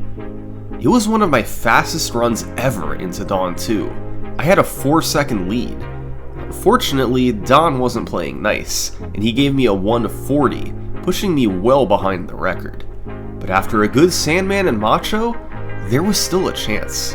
Wow. Okay. Jeez. What? I needed a 207 to get the sub 15. A really good fight, but I had done it before. And it got off to a good start. A perfect phase 1 and phase 2. It was crunch time. If I could now hit all 8 hooks, then this would be the sub 15.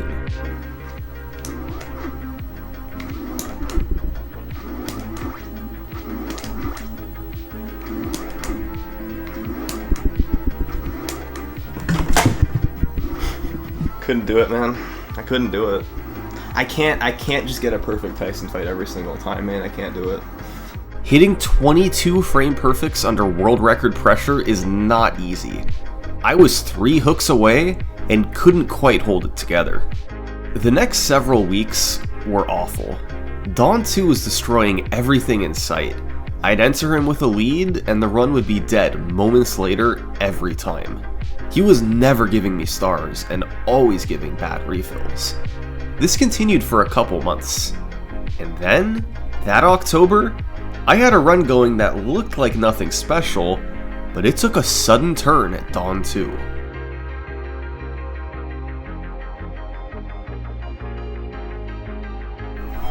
Come on, dude.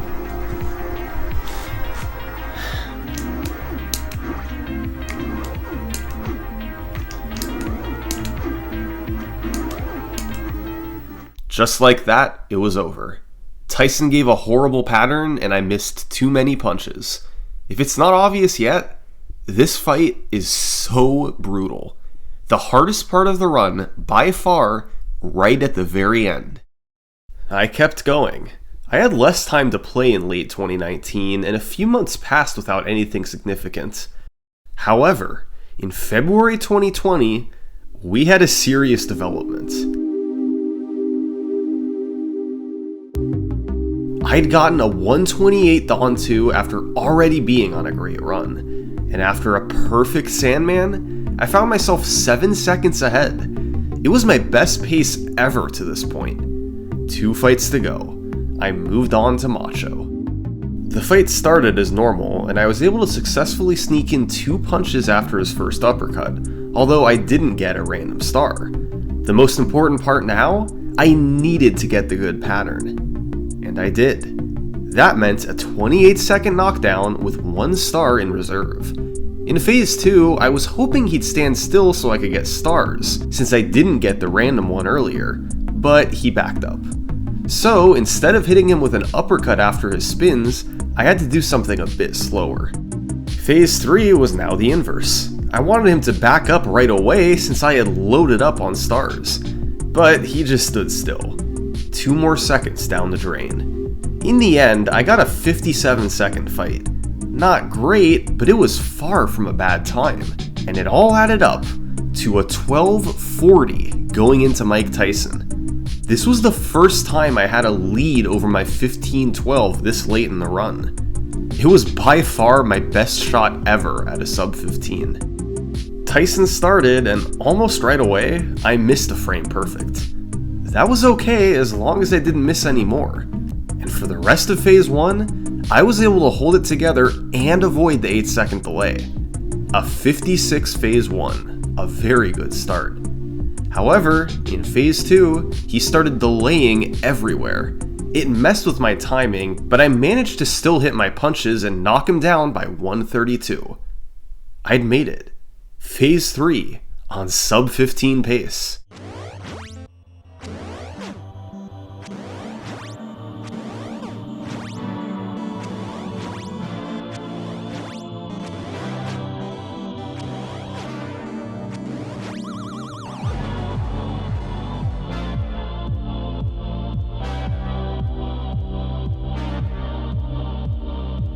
Sinister had set the first sub 17, Zallard had set the first sub 16, and now I had set the first sub 15.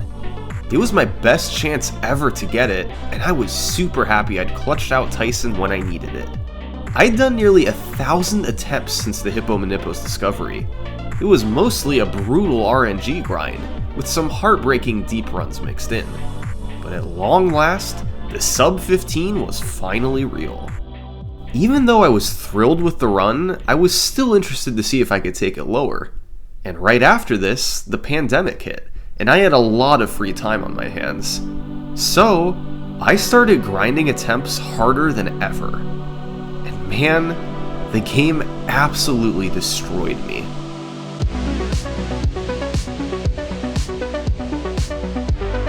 This was months of playing nearly every day, and I just could not get it. More often than not, Dawn 2 was to blame. He'd take a good pace and destroy it in an instant.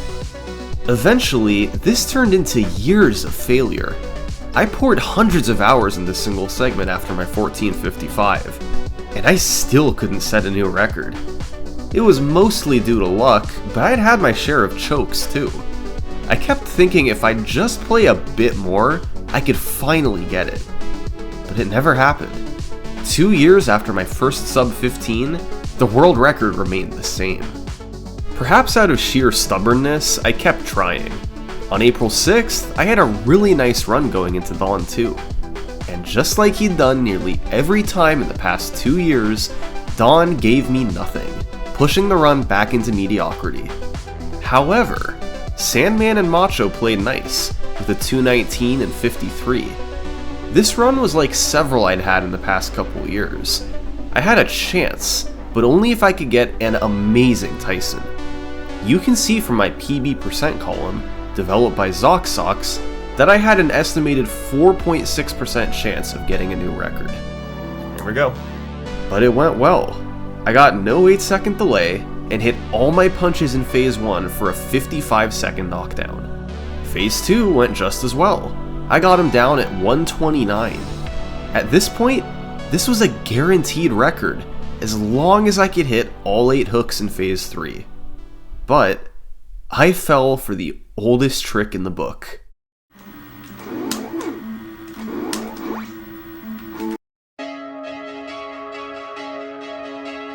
I dodged too early. Tyson's hook was frames away from hitting me. I frantically hit dodge again, praying that Mac would move out of the way in time. And I just cleared it, somehow even managing to land the frame perfect too. After surviving that, I knew I had this record.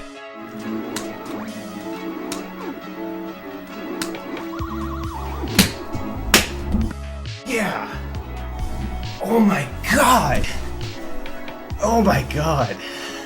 2 years of heavy grinding, all for 1/4 of a second improvement. This was the happiest I'd felt after a record in years. I knew the work that had gone into this, and I knew how well I'd played on Tyson. The final time wasn't much lower, but I couldn't care less. 26 months later, I finally had an improvement. I debated whether or not I should continue. I had really seemed to run into a wall at 1455. It could take months or years to lower it again. I didn't want to repeat the same nearly fruitless grind. On the other hand, there were developments from other runners. 8-Bit Gamer had rapidly improved, and a few days after my new record, he moved into second place with a 1514. 8-Bit had developed some nice Tyson consistency, and I knew that given the right run, he did have potential to break my record. But I still had a 19-second lead, and beyond him, there really wasn't much movement. So I felt pretty safe, at least for the time being. Throughout the rest of 2022 and into 2023, I didn't play a single segment. And all the while, the record remained the same. I maintained a big lead over second place. Nobody else had even broken my 15-12 from back in 2016. That time was nearly 7 years old now. All these guys easily had the potential to do it, but they hadn't devoted the time to grind for the RNG needed, and also hadn't capitalized on Tyson when they had the chance. So, with a 19-second lead over second place and a solid world record, I was feeling pretty good about myself.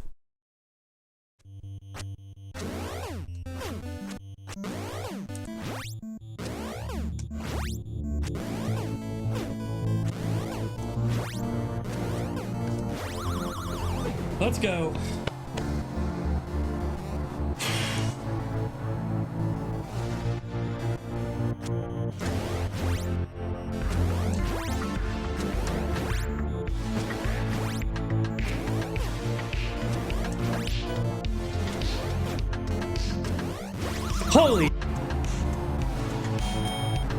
Holy cow, dude.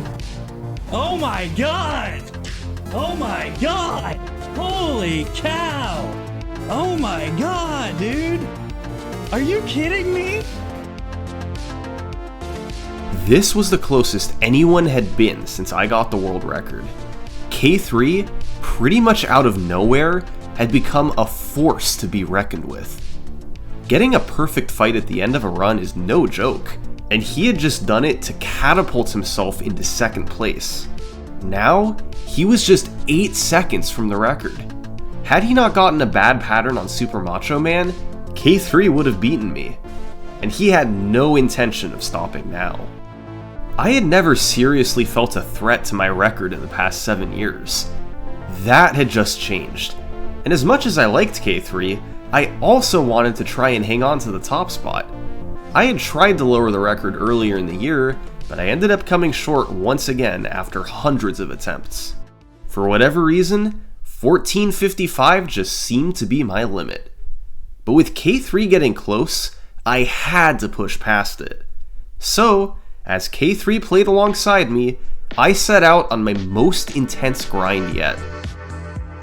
As usual, I struggled to get anything going. I was able to get a couple to Tyson on pace, but each time, I either got bad luck or made a mistake. I wasn't getting good Tysons like I used to.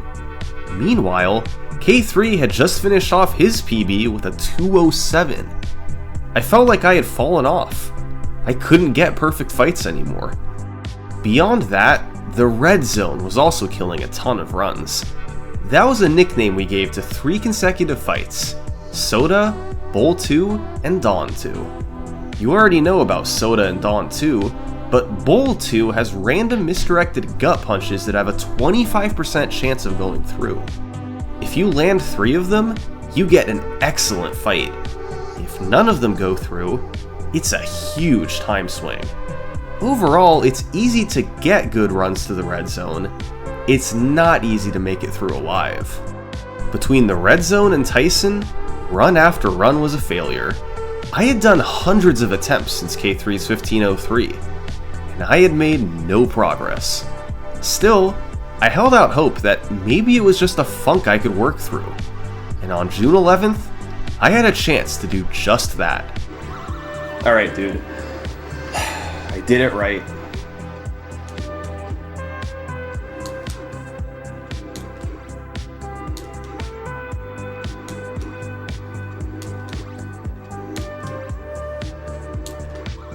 Yes, dude! Oh my god. I did it. I did it, dude. I did it. It wasn't much, but I'd finally shown I could still get a good Tyson. And although the record was no harder for K3 to beat, at least it wasn't a 14:55 anymore. I had hopefully passed that mental hurdle. These splits were pretty balanced except for one point in the middle. I got an incredible 48 on soda, followed by an awful 134 on bowl 2. I decided that for future runs, just to make it easier, I'd pretend my soda split was a 54 and my bowl 2 split was a 128. I knew my job was far from over.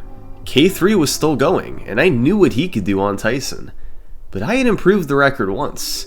Surely, with enough time, I could improve it again, right? Well, I kept getting these heartbreaking runs. I'd make it to Tyson on pace, and whether it was my fault or his, the run would always die there. I just couldn't do it. I was getting chances, but I wasn't capitalizing. Meanwhile, another runner was starting to close in. This is J-Derg. Over the course of May 2023, he was rapidly lowering his PB through the 1520s, and the big payoff came in June, when he blew his old runs out of the water. Yeah! Top 3, baby! So now, there were two runners with a 15.0x. Both were within 11 seconds of the record, and both were actively trying to get it. I committed to the grind even harder.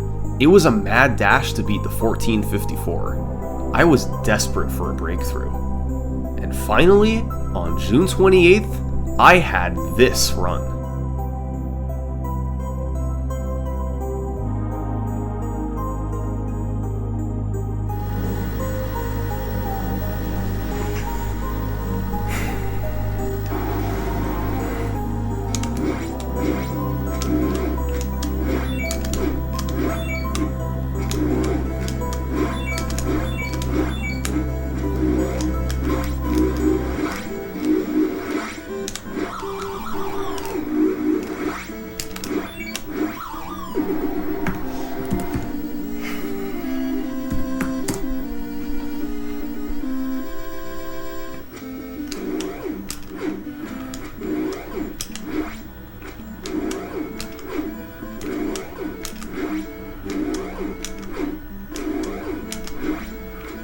Alright.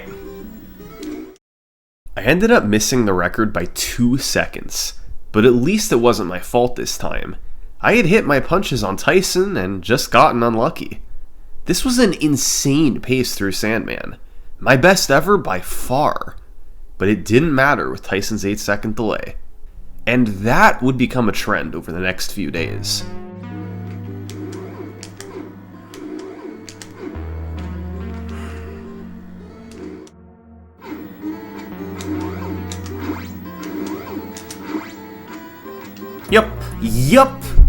Yup, as always. But finally, on July 8th, Tyson gave it up. I scored a 54 first knockdown and 128 second knockdown.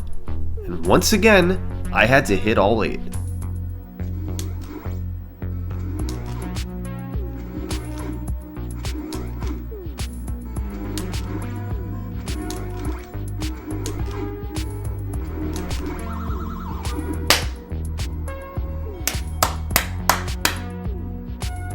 Finally, a substantial improvement. For the first time in over 3 years, I lowered the record by more than a split second. And it was a fairly innocent looking run, up until the very end. This run was carried pretty hard by the last 2 splits. It was nothing special through Sandman, but a 51 Macho and 206 Tyson were incredible fights. At long last, I had a bit more breathing room. The next stop from here was getting a sub 1450, a 14.4x. To get that, I'd need to run around 1240 or less after Macho, which I'd done a handful of times before, then execute a perfect Tyson. In other words, get better luck, execute the first 13 well, then clutch out a great Tyson when the stakes are even higher. I didn't know how long it would take to do this. But then, Just 4 days later, I did this.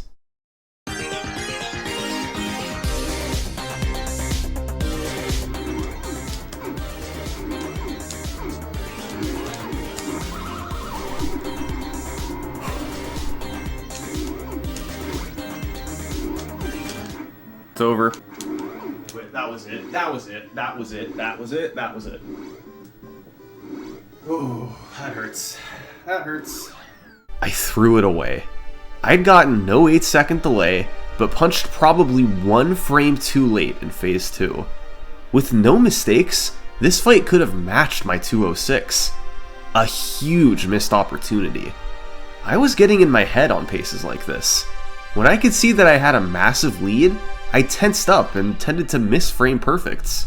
So, I decided that going forward, whenever I knew I had a good run going past Dawn 2, I'd stop looking at my splits.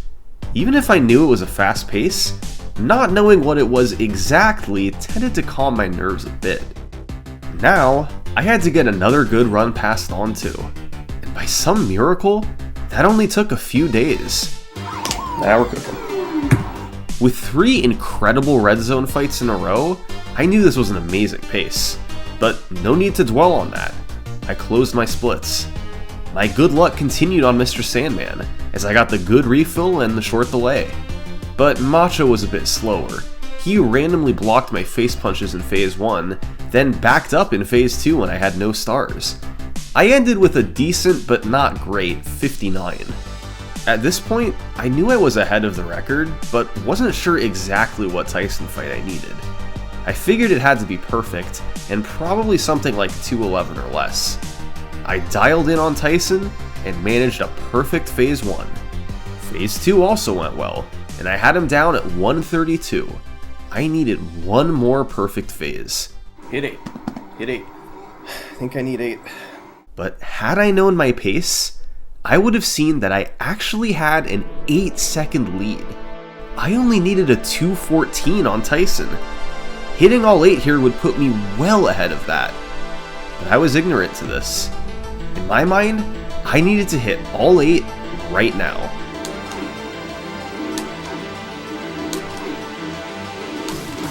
What did I get? What did I get? What did I get? What did I get? What did I get? What did I get? Let's go! Oh my god, dude.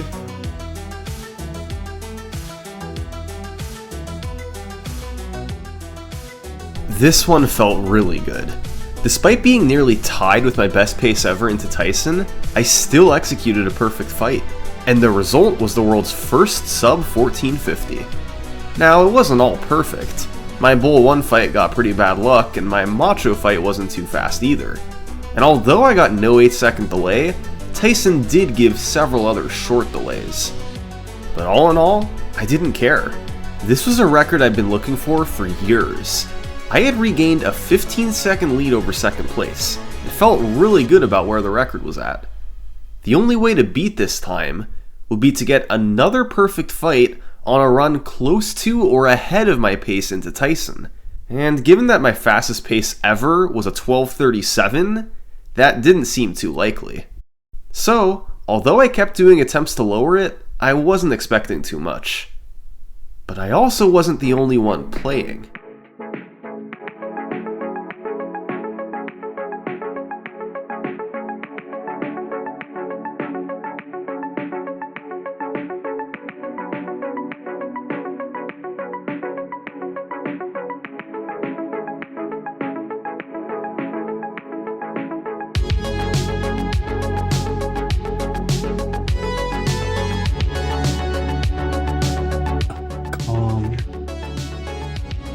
One punch at a time.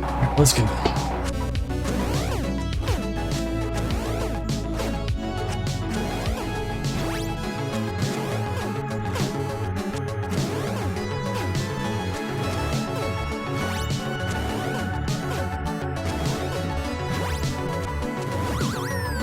No, that's too much, dude. Ugh, that's double switchback, dude. K3 had just managed the best pace ever into Tyson by over 4.5 seconds. The fight itself did not go well. K3 got bad luck, missed too many punches, and got knocked down.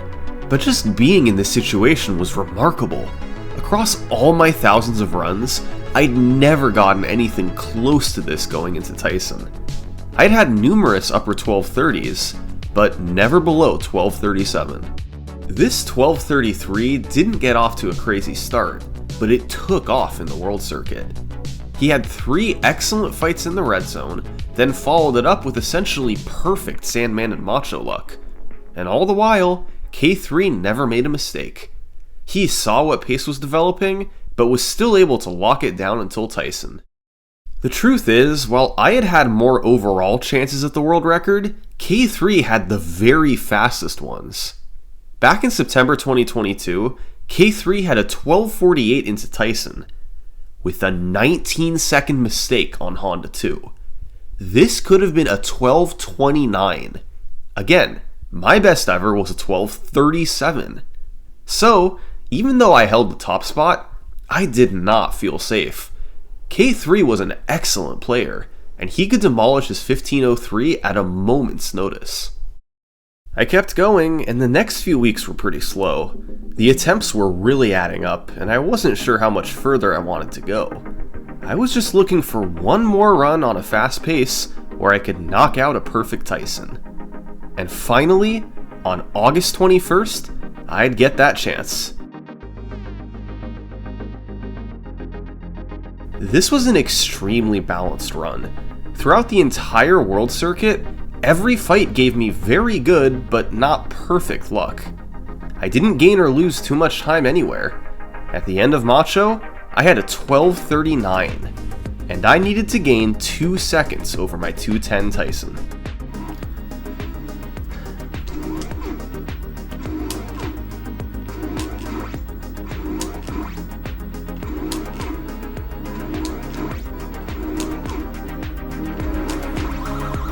World record. World record! This was just a very clean and steady run. No splits stood out as being incredible. It was just a great run from start to finish. Compared to what we've seen over the past 10 years, it's almost an anticlimactic record to end on. But 1446 is where the world record stands today. I never could have imagined the journey I'd go on when I first got the record in 2016. The remarkable 1512, the discovery of Hippo Manippo, Dawn 2 crushing my dreams, the sub 15, and the rise of some amazing competitors. All these factors combined to take the record to where it is today. That, and thousands of attempts. From the days of Matt Turk, through Sinister One's dominance, through Zallard's world record battles, and through my own reign with the record, Punch-Out has an incredible world record story. And I can't wait to see where it goes and who takes it there in the future. This has been the history of the Mike Tyson's Punch-Out world record. Thanks for watching.